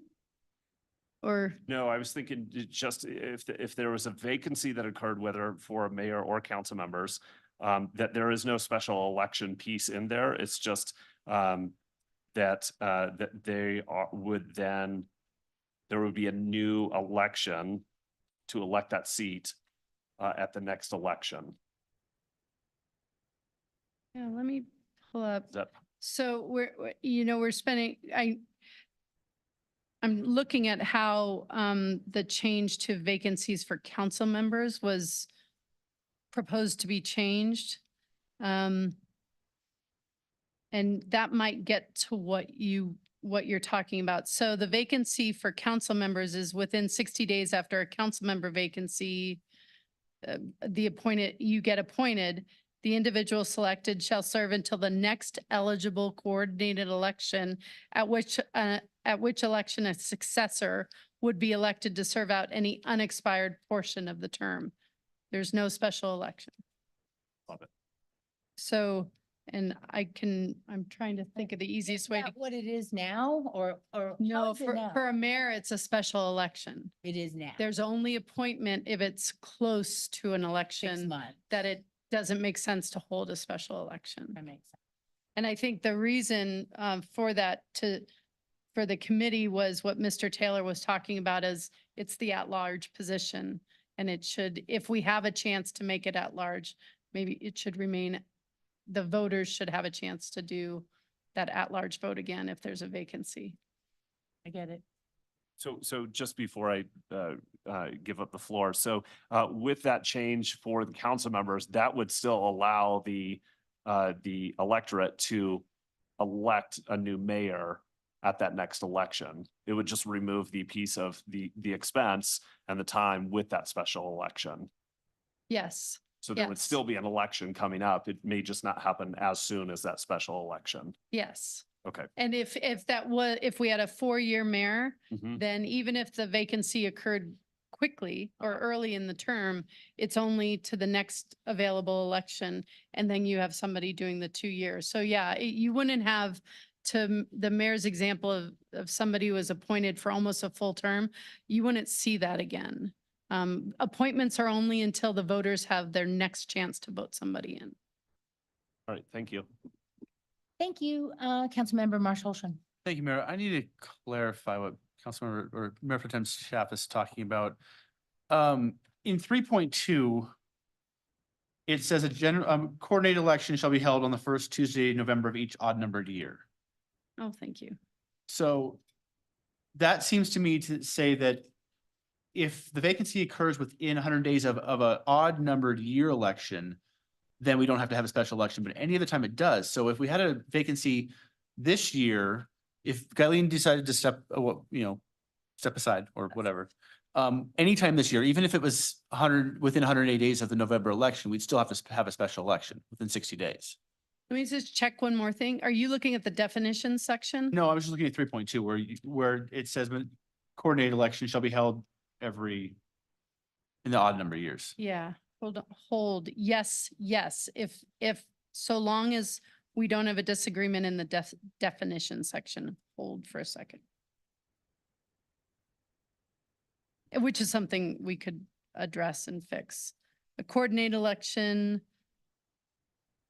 an election held every 2 years. It doesn't say even or odd, but it still says every 2 years. Yes, so Council Member or Mayor Pro Tem Schaaf, thank you, Council Member Marshall. If we had a vacancy today in the mayor's office, it would not be filled in November. It would be filled November election. 2025. It'd have to be a special election. Well, actually, in his suggested change to make it like a council member. So what if we changed it up? Could we change it up so that the mayor pro tem takes the position, but only until the next general or municipal or coordinated election? That way, if it happens this year, It would be November. mayor pro tem takes office, but then the next election is November in the general election, even though it's not an odd year. Could we do that? Yes, and yes, you can. And then one of the things the charter committee suggested was that person only serves the remaining term. So that person would only be mayor for a year. There'd be another election next November to stay on track with the natural terms. What happens if that occurred in the first year of their 4-year term? Would they then serve a year or would they serve out the remaining 3 years? Would serve on the scenario you just talked about, they would only serve a year and somebody would get elected to serve the remaining 3 years. I mean, I'm okay with that, I guess. Yeah, the mayor pro tem should serve until the next election. I agree, we don't need special elections, they're expensive, just as long as we have an election quickly to then fill the term. So are you suggesting that you're kicking me out in November? Well, and that, I mean. Sooner if I can. But as you're, I mean, you are, so Mayor Pro Tem, how much longer do you have in your term? A year and a half. Year and a half. So if Mayor Castriota resigned today, he takes over Mayor Pro Tem just till November, then he is off the dais because we've already appointed a vacancy. So there is some impact for the council member and maybe that's just a consideration you need to know just when you take Mayor Pro Tem job, the Mayor Pro Tem role. That's exactly what happened when I was sworn in Yep. as interim, as appointed. I gave up my seat. That was kind of a given. But you were, but you were running for mayor. Devin, there's no way for Devin to return back to his seat when we elect a new mayor. Right. So he's not just interim mayor. But he could file to run for mayor. He could, but unless his seat was up, we've already appointed a vacancy to take care of the rest of his time. I You know, see, yeah, but he could run for mayor. yeah. Okay, If you, like I did. and for his council seat again, if he wasn't term limited. Well, he is. But I think I appreciate you guys hearing me because seamless means a lot. It's not something that somebody could just sit in the seat and press buttons and read a script. It is so much more. And I think just the lift for staff, to have to train somebody that's completely green to do this with no experience, is troubling for everybody. I mean, it's just not that easy. So I appreciate that you hearing me out on that because I think the transition, if I do say so myself, was pretty seamless. And it's because I had a mayor who was inclusive, a mayor that took me to the meetings and included me in the conversations and helped me learn the job. And that's why you have a successor. That's why you have a mayor pro tem. So you have a backup, you have a contingency, and there's no other person that's more suited to step in than the mayor pro tem. whoever that is. And that's my last word on it. Councilmember Anderson. Thank you. So you, this conversation brings up a good point. I don't think we want to force, I'm not opposed to Mayor Pro Tem taking the mayor position if that's what council decides. But I think the Mayor Pro Tem shouldn't be forced into the position. They should be able to, for whatever reason, decline. So I wouldn't want to like make it a mandatory piece. Just want to throw that out there while we're thinking on this path. No, I would think that's fair, but I think somebody who's stepping up and running to be mayor pro tem is fully expecting that they'll be asked to step in, and has. So, I would think that they would want to.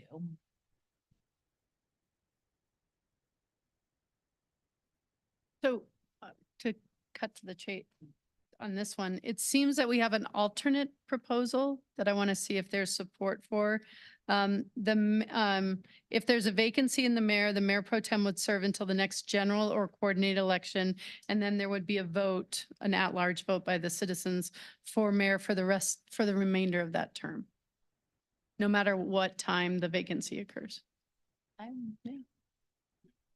Okay. Thank you. Okay. Mhm.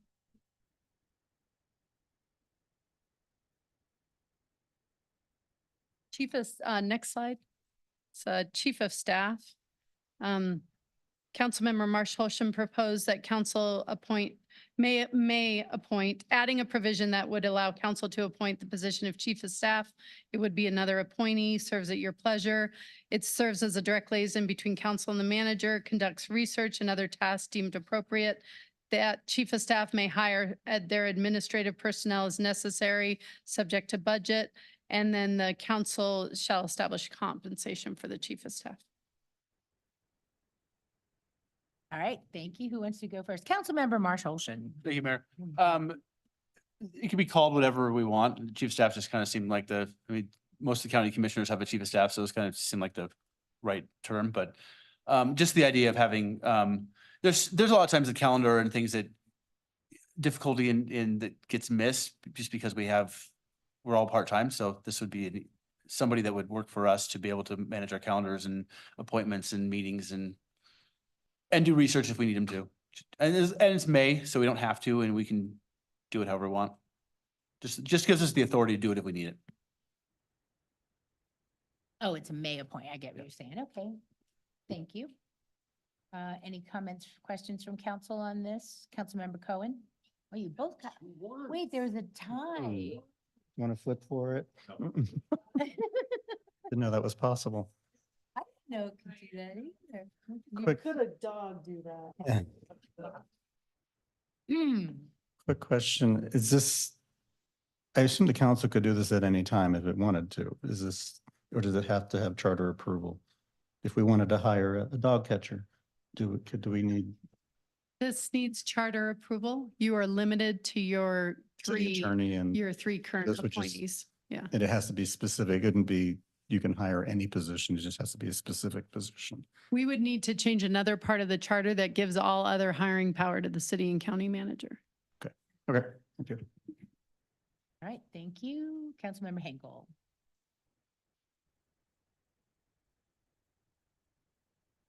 Gosh, sorry. Actually, I'm going to defer to Councilmember Schaaf and then I'll speak up. Thanks. Okay, Mayor Pro Tem Schaaf. All right, thank you, Mayor. So Councilmember Marsh Holshan said that we can name this whatever. And so the first thing that popped into my mind is we'll just name it our city and county manager and their designate. So here's the thing. I look at this and I see this is duplicative of what we already have. And so I just don't know what value this brings to council. We have a great team set up. Our city and county manager hires great people to do all of these things for us. I just don't see what level of organization this brings. So thank you. Thank you. Councilmember Marsh Holshan, back to you, I guess. Or Councilmember Henkel, did you want to chime in? I cannot run this mic tonight. and I know a dog couldn't do that either.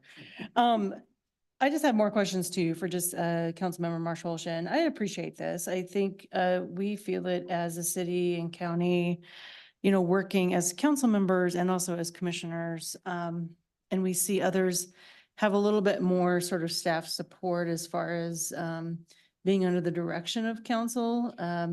I would say that if this is implemented, then I would think that there's some sort of trade-off with your also proposal to having us work more full-time and having less council members. So if we move to having less council members and we're more full-time, I don't see the need for this. But if we have the need for this, then we should probably maintain more of a part-time council. I just wanted to hear your viewpoint on that. That's a question for Councilmember Marshall Olson. Yes. That's a valid point, and I guess you're right, it could be an either or. To Councilmember Schaff's comment, I don't think and there's actually several charter review committee recommendations that are based upon what happens if. The auditor, for example, is where charter review committee recommended that the auditor be hired the hiring and firing of the auditor be approved by council.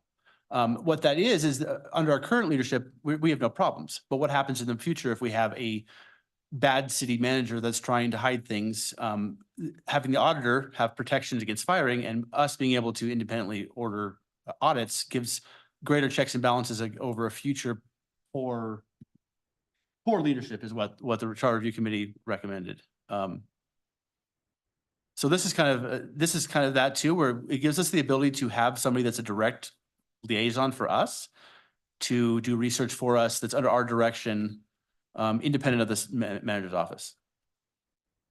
Was there confusion over what on the other part of it? Was this a charter review No, committee? we did talk about it, but Okay. we did talk about it, but it wasn't a recommendation, no.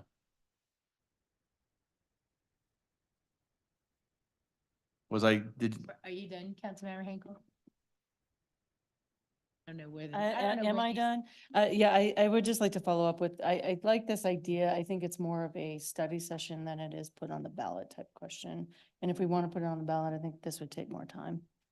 Because I think this deals with our governance structure, and I feel like the changing wards, even adding, you know, changing the amount of council members goes into this, and I feel like that would be in about a year or two at least. If we were going to push back on, since we're pushing back on the discussion on changing the size of council, it would make sense to push this one back in connection with that. I'll go to Councilmember Anderson. Thank you. I guess I'm more in alignment with our Mayor Pro Tem on this one. And right now I'm just thinking, you know, the comment about if we were in a situation where the city manager was so bad that we had to have this other person, then we're looking at a situation where we probably, we appoint that person, so we probably need to reconsider who we have. So right now we have the CMO crew and the email, and we funnel everything through there. And I know sometimes we have to get council buy-in from, and do a section 8, what's the request for new, business, to get enough staff support sometimes. But I don't see how this would change either, because we'd all be trying to vie for that person's time, and we still have to maintain some kind of order. So I'm not sure what we're trying to accomplish here that isn't already running through the city manager's office with the CMO crew and the streamlined process we have. And I would love to hear from the charter review committee on, where they stood on this discussion. Thank you. Come on up, Mr. Taylor. Thank you, and thank you, Councilmember Anderson. We did bring it up. Councilmember Marshall Olson did bring this up, and we talked about it, and there were wide-ranging, everything you talked about, we did talk about.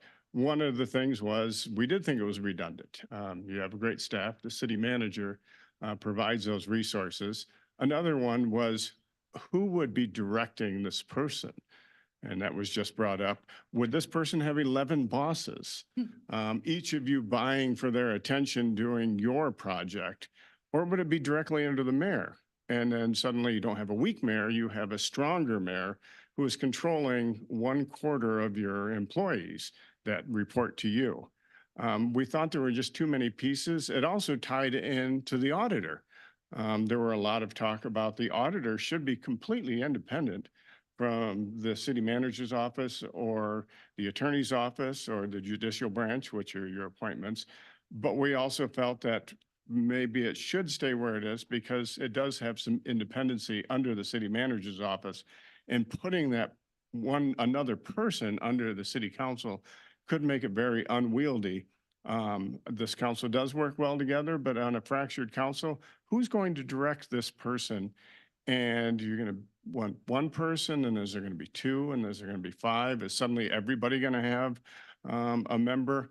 And we thought that this is a little bit too much.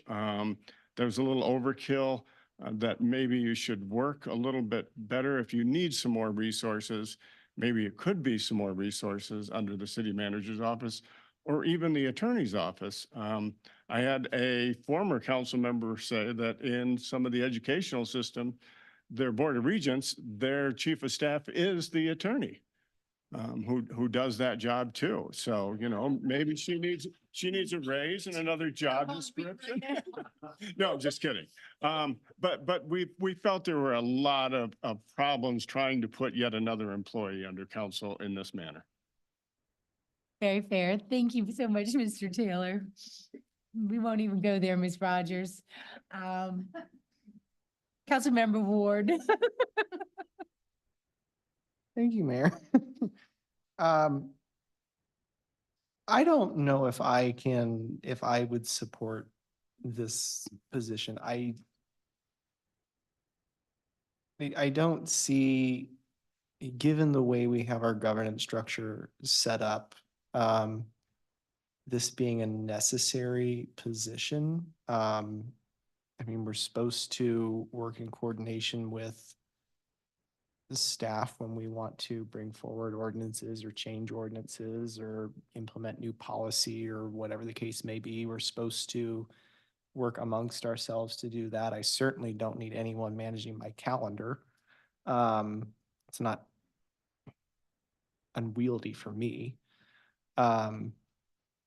So I don't think this is a necessary position that we need to grant ourselves. Thank you. Anyone else on this chief of staff? Did you get enough response, Ms. Yes, I Rogers? believe so. Okay, Thank you. The next So one, that's a no-go. yes, Okay, that's what I heard. thank you. The next one is, next slide, is, Councilmember Lim had pointed out, you know, there's multiple parts of the charter where we have these outdated provisions. And this is a really good example where, you know, we have special meetings and we have to give 24 hours written notice, served electronically by email or personally, or left at each member's place of residence or business. And of course, we don't do drop-offs of hard copies anymore. So, you know, Councilmember Lim had pointed this out, I think rightfully so, and say, is that outdated? Should we take it out? And I think this is a really good example of, yeah, this is a great idea to take out when we are talking in our next part of this discussion on ballot fatigue and questions, where can we fit this one in? So while I do think it would be a great change, I like that the way that it's written, as long as we serve electronically by email, we've hit our requirement. If we can't do that for some reason, if we ever hit an emergency, then we can take care of doing the special meeting notice by personal service or leaving it. Ms. So Rogers, that was changed in 2018 when we addressed the all male pronouns. They did a double question, if I remember. It wasn't a single subject, but it must have been close enough related that they could do both questions because it was, you know, shall we replace the he, him, his with titles? And also, can we, you know, we can serve electronically by email, which is why that's in there, because Yeah. before 2018, I was getting hand deliveries. Right. You know, when I first, I mean, it was sad that they had to come deliver us a meeting notice. So that's relatively new. I don't know why they left that remnant in there, but they added the electronic service in 2018 at the And- same time. I think as we talk about the questions that are going to be posed, and we can really push those limits of single subject, if there is a place to fit this in, we would try to fit up this cleanup in another question. Yeah. Might not be possible, I want. Well, it was combined with pronouns. Right, we might not have a question where the combination works so well, Okay. right? So I think that sounds like, and it was an overall cleanup, right? Everywhere in the charter, the gender pronouns get changed, although there's another one that Councilmember Lim found that it didn't catch it. And then everywhere was on personal service. So if we have a chance to clean up something like this, we will, but I wanted to bring it up because Councilmember Lim was kind enough to email me about it and we were going back and forth a bit about it. I don't know if Maybe if, something happens and there's a cyber attack and there's no more electronic access for a while, just saying. And we have to be Terrifying. served in person. Mhm. Maybe that's there as the fallback. I don't know. Yeah. I know Mayor, that's kind of- exactly what, Thank you, Abby. that, You feel that we were just Ms. talking Yeoman? about. And for those, yeah, I used to be the CPD, Uh-huh. which was the council Delivery? packet delivery. That's Um, great. Yeah, for like 4 years and, Oh my yeah, goodness. yep. Yeah, Yep. they love the big, whole. The big manila envelopes, and then everybody was horrified because then we went to the expando files. What were the big brown ones? Yeah, Yeah, yeah, no. the Like the accordion Uh-huh. files? Yep, and they were very happy to see me and I came on, like Friday at 4:00. Yeah, and then they'd want me to I pick up remember. prescriptions and all kinds of stuff. So there you go. Well, thank you for that. All right, we'll move on from that one if that's okay. Yeah, we can. Okay, next one. This was a change that council actually supported on our last discussion, but in between that time, you've made this change to your council rules. So I wanted to see if there was still support to make this change in the charter now that it's in your rules, just to confirm. Anybody opposed? Okay, so that Put it was that way. still moving forward. Okay.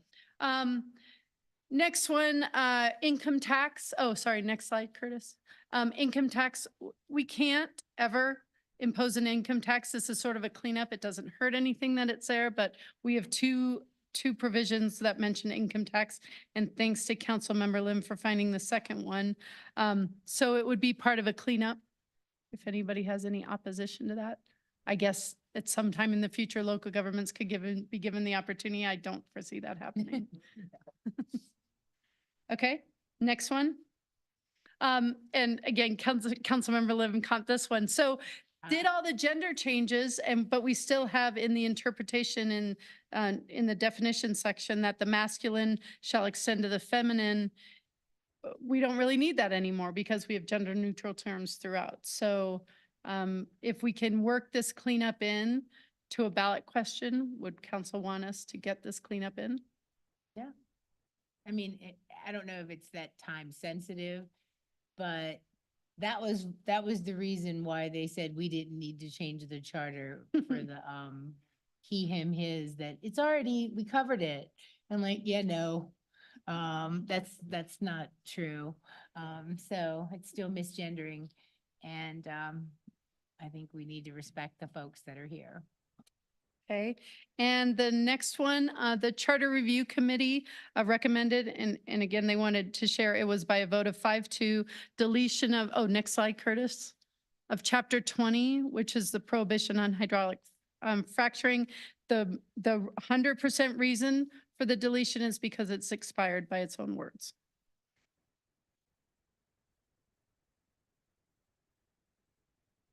And that was all. Councilmember Marsh Holshin.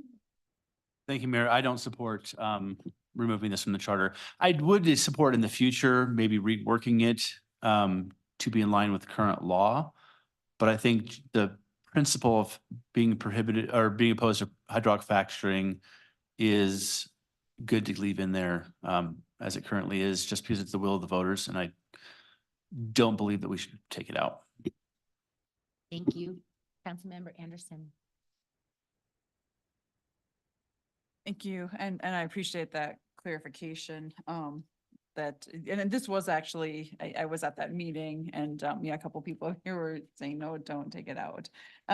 So I would prefer to leave this language in there unless it was replaced with something that reiterated the purpose of why this was in there. I understand the expiration of it, but I would prefer to leave it alone or something substantially similar that captures the will of the voters. Thank you. Member Lim? So we know we have a consensus. I'm just adding yes, that I agree. I appreciate that the committee pointed out that it had expired, but it's obvious in its language. And I think I asked Attorney Roberts if it, was detrimental in any way to leaving it in there. And Attorney Rogers, I think you said, no, it doesn't hurt anything being in there. I would prefer not to have a ballot measure where we draw all kinds of attention to oil and gas issues. Yeah, no, Thank you. that's a smart move. We already have a huge ballot. That's one that doesn't rise to the urgency. Okay, okay, that one's good. So the last two pieces, substantive discussions on what changes is next slide. The charter review, this is the one. The Charter Review Committee recommended that City Council consider adding a policy statement supporting affordable housing and a policy statement supporting diversity, equity, and inclusion. It wasn't specific language, it was just more the concept. Okay, Councilmember Henkel? Thank you, Mayor. I appreciate the Charter Review Committee putting this forward. It sounds like you guys want to have some priorities that are written and really voted on by the voters.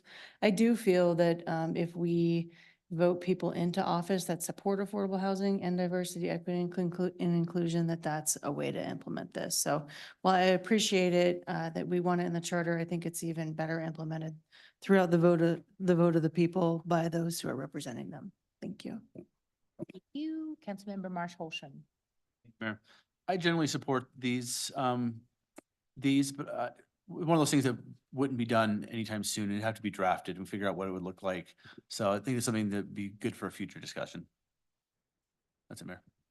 Thank you. And Councilmember Nguyen. Thank you, Mayor. I just want to reiterate that I personally support a lot of these recommendations. And ideally, I would like to see them included, but also be up to the voters as well to see what the voters think. And hopefully they share similar values of affordable housing, diversity, inclusion. Thank you. Thank you. And anyone else? Councilmember Anderson. So just a thought on these questions. This is gonna be a multi-year process. Can this just be, since there's no language here, can this just be brought back forward as we, down the road, as we continue, or do you want to get everything solidified now? Could that just be like? This could But be a no, later that's, one. it's Okay. this is, and we'll talk about that the next slide. This is going to be a multi-year process. So it could come up in the future. Okay, thank you. Anyone else? All right. I greatly appreciate the discussion so far. I know it's late and it's already 10 o'clock. Next slide. So we have a lot of questions that council supports putting on the ballot, and single subject, there can be more than one question. They do need to have some gel together. We can't just say, shall the charter include all these changes and try to list out everything.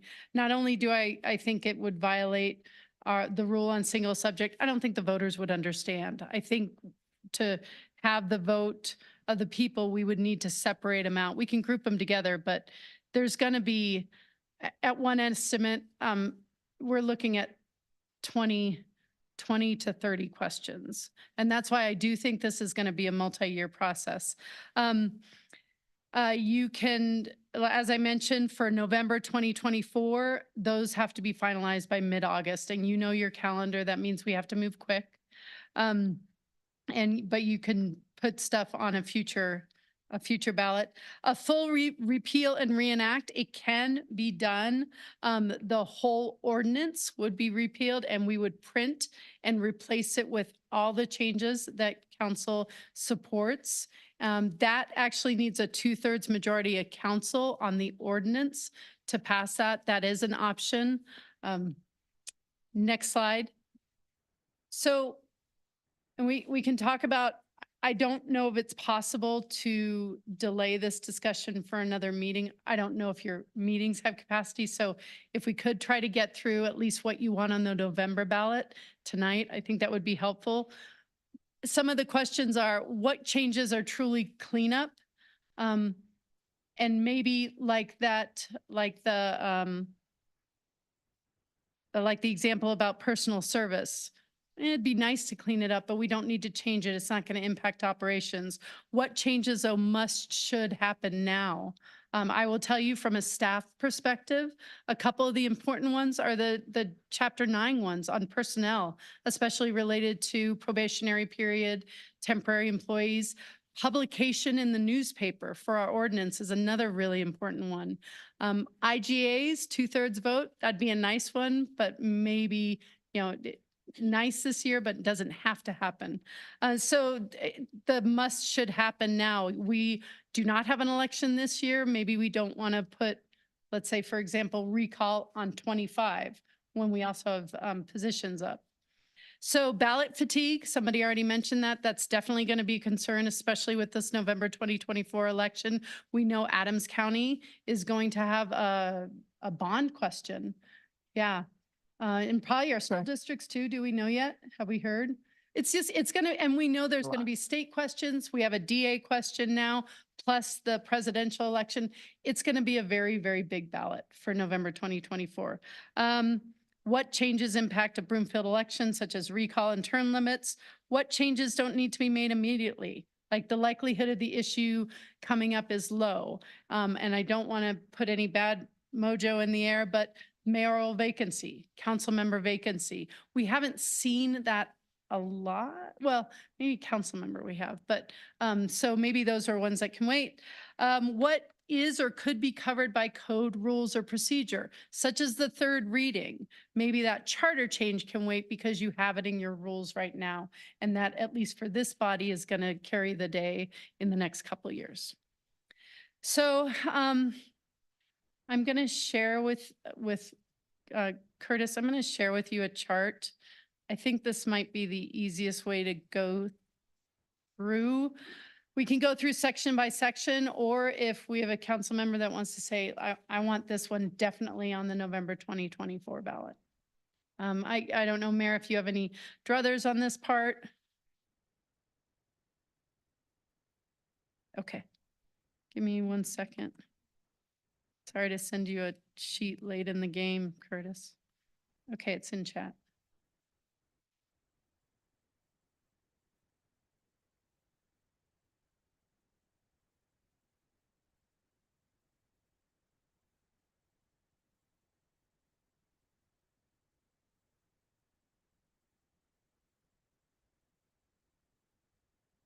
All right, I don't know if you can make that a little bit bigger. I'll go through those sections they're broken up by the gray. And are you all seeing that on your, so for those in the audience, we're probably the easiest way if you're tracking is going through the red lines. So one of the big cleanups was, well, I'll tell you how I envision this and how I did this for myself is I did a rank. And I just said, okay. And in my head, I was thinking, does this need to happen now? Is this really important? Do I want it on the 2024? So I guess that's what I would be asking for council. So we have this cleanup of making sure anywhere it says city and county. Anywhere it says municipal, it would be changed to Broomfield. This would be one question. We would try to combine it as this sort of big, in recognition of us being a consolidated city and county, shall all references to blah, blah, blah, blah, blah, blah, blah. That's how it would be worded, give or take. That makes sense. So 2024 or later? Councilmember Marshall. I'd like to suggest that that I strongly feel like anything that is non-substantive should be done as a repeal and reenactment. Just to do it all at once without, I mean, if it's not gonna be controversial, let's just get it all out of the way one time, one ballot question. Don't confuse the voters, just get it done. Things like term limits, maybe the mayor for the 4-year term for mayor, maybe some of those that might generate greater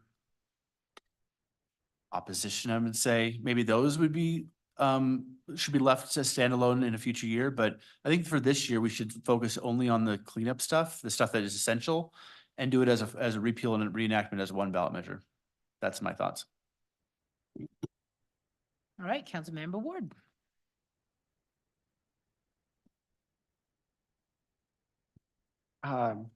Well, that's an interesting proposal that I hadn't thought of.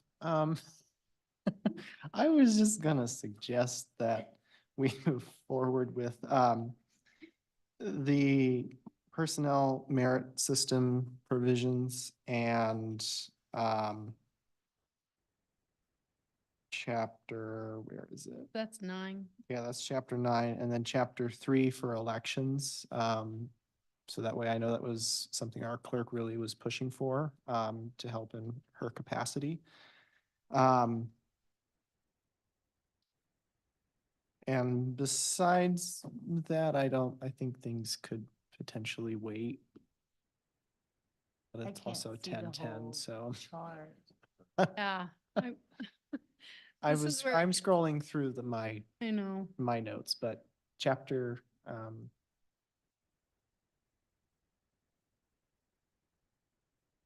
Yeah.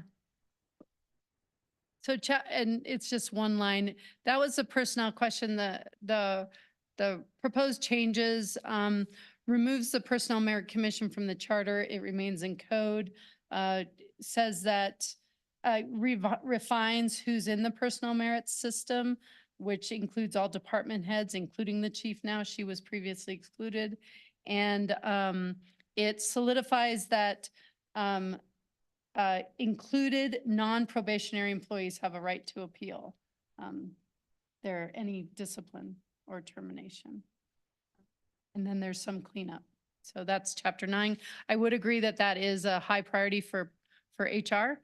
And I would definitely agree that that change in the elections and I think if Curtis, you can scroll up to chapter 3, that saying that Title I controls our elections is high priority for the clerk's office.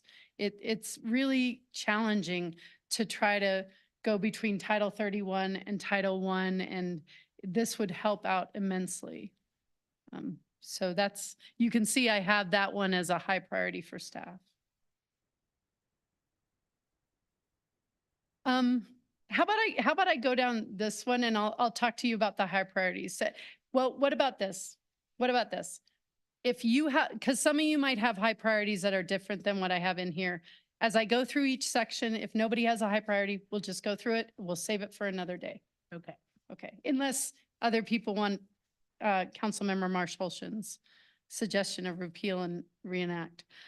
So we have the cleanups, and then a little bit more up. Chapter 1, there was also a prefatory synopsis, an addition about what our controlling docs are as far as strategic plan and comp plan. Name and boundaries, there was no change. Chapter 2, in powers and rights referred to constitutional amendment. None of these form of government. Application of the charter, none of that was priority for staff. I'm just going to move on unless somebody on council wants to say, wait, I want that question this year. Chapter 3, elections. As I mentioned, this would be a high priority staff. We would like this question to be put on the November 2024 ballot.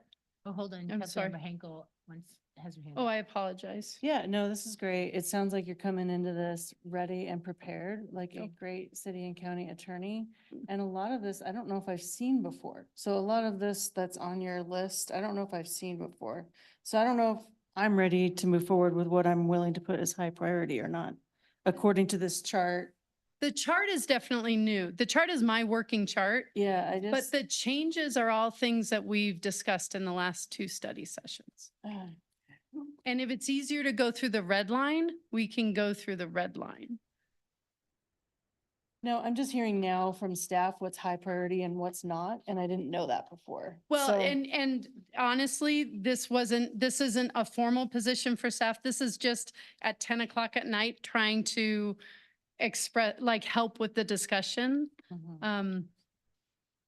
But we do not need to talk in that manner. I mean, I do think, I mean, when we think about the changes that are going to impact operations, that personnel one, this Title I and elections, those are big ones. Okay, I'll listen to other council members if they want to weigh in on this, but I don't know if I'm prepared to weigh in so heavily on a pretty comprehensive chart, so.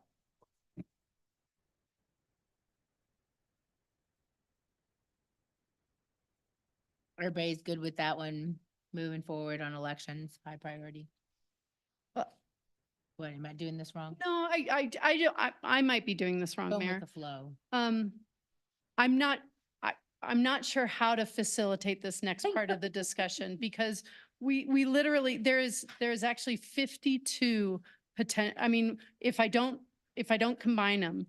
So we've got to talk about timing, which ones go on the ballot now. So I'm open to doing that in whatever way council would like. I just thought utilizing my chart might help. And we can go through each one line by line and just say, you know, who wants city and county on this year's ballot? Yeah. I appreciate your chart. It's new, so I think that's what it is. We're just, Could I ask if you could just list what how many high priority ones are there? No, There's only 6. 6, okay. And We just and go again, through those these 6? just sort of came from working on this a year and had talking to staff. The laws governing elections, a cleanup to chapter 3, sorry, I shouldn't even say cleanup. Substantive changes to chapter 3 that would say that Title I controls, which would include a change in 3.5 on recall, saying that Title I controls, but it wouldn't necessarily address some of the other changes unless, I mean, let me think about this. It would address the changes that council's already supported on recall, right? Related to grounds. I think that was it, and Title I. The next one is in 6.4, if you'll recall, rezoning for a specific property is currently handled by ordinance, but all the related development agreements are handled by resolution. Think Cottonwood. And you end up having 2 meetings and 2 readings for the ordinance, but 1 reading for the resolution. That was a change council supported. That would be a beneficial change for our planning staff. The other one, publication of ordinances, not mandating that it be in the newspaper anymore. You could have it on the website and it could be in the news if council so directed. That would be a cost savings for the clerk's office. The changes to the personnel merit system that we already mentioned. And then one more would be, actually there's 2 more.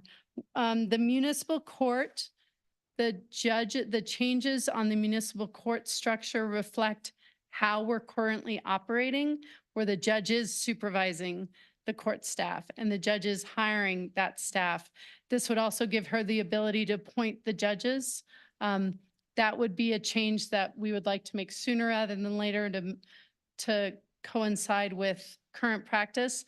And the last one is, I would say, maybe I would make this a medium. IGAs getting approved by 2/3 vote when other contracts are approved by majority.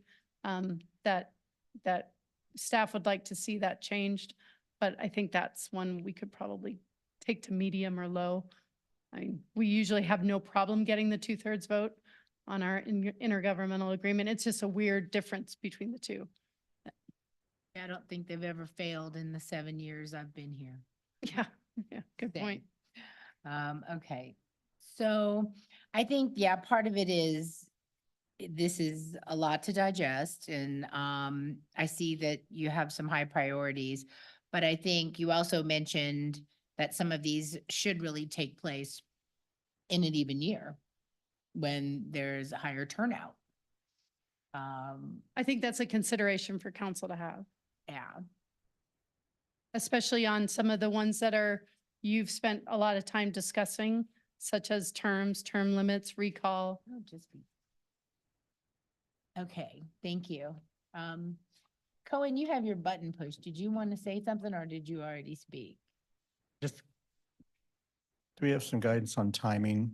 I mean, do you need direction tonight, or is this something that, since we have to decide on this fall by August, right? But the process for that would need to start sometime before that, I assume. I guess Yes. what's the timeline we follow?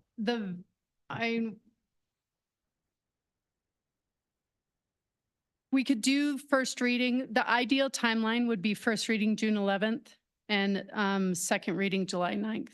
We're far ahead from that August 13th deadline. We could still utilize July 23rd or August 13th. But I think the hope was we would be able to draft the ballot ordinances within the next few weeks and get those to council for first reading in June. All right, well, we have to come up with a better way. I think that having this on the fly, legislating on the fly, as we know, is never good. Ms. Hoffman. So Mayor, we have on, I sound like Elizabeth from the Waltons all of the sudden. May 21st.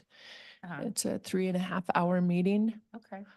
I don't know if it would be beneficial to digest the chart and have additional conversations on the 21st. Yeah, this is a nice succinct thing to look at in categories that could be single subject grouped. So yeah, could we have a little more time just to kind of? I'm fine doing it whatever way council would like. Are y'all good with Timing that? definitely is one of the key issues that we need to discuss. Right, so May 21st would not put us in a jam. No.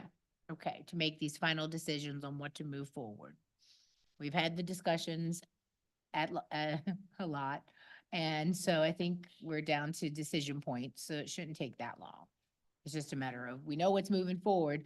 It's the when, what parts are moving forward this year and then the following years. And if I could suggest, if you want to do the same process, like what are the questions you would like to see on this ballot this year? And what could you potentially wait on? Okay. Does that sound acceptable to everyone? All right then. Thank you so much, Ms. Rogers. And we have people that want to talk. My Mayor Pro Tem is just Councilmember Anderson. Okay, I think we're kind of taking a different direction now, but I was just gonna say, I appreciate the chart. I did not take where you put high as being that had to be our priority, and I was just gonna suggest you might want to add a column F and do kind of do staff's priorities and council's priorities, and we kind of merge them as we figure it out, but I did not. I thought that this was actually very helpful. Yeah. Thank you.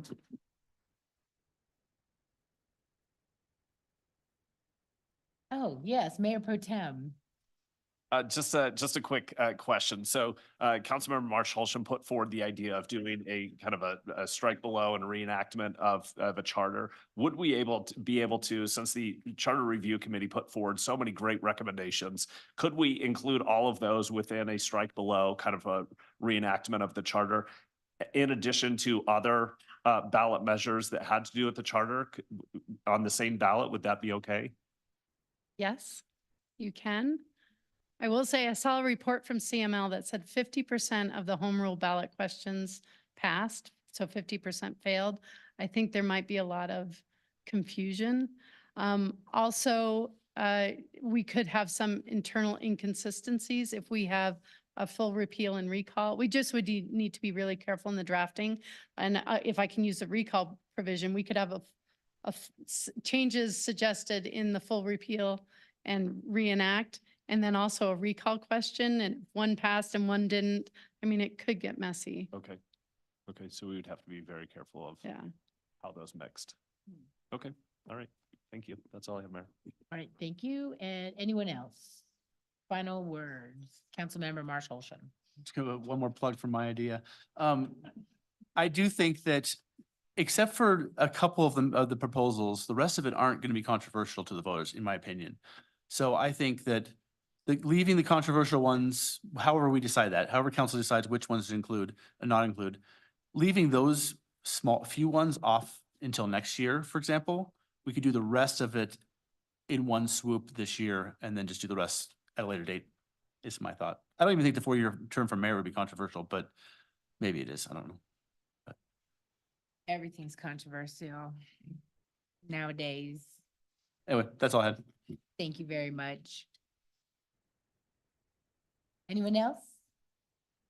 All right, so our plan is we're gonna get a copy of this lovely spreadsheet and we can start ranking our own and then come back on the 21st and try to get consensus. That sound fair? Are you gonna include,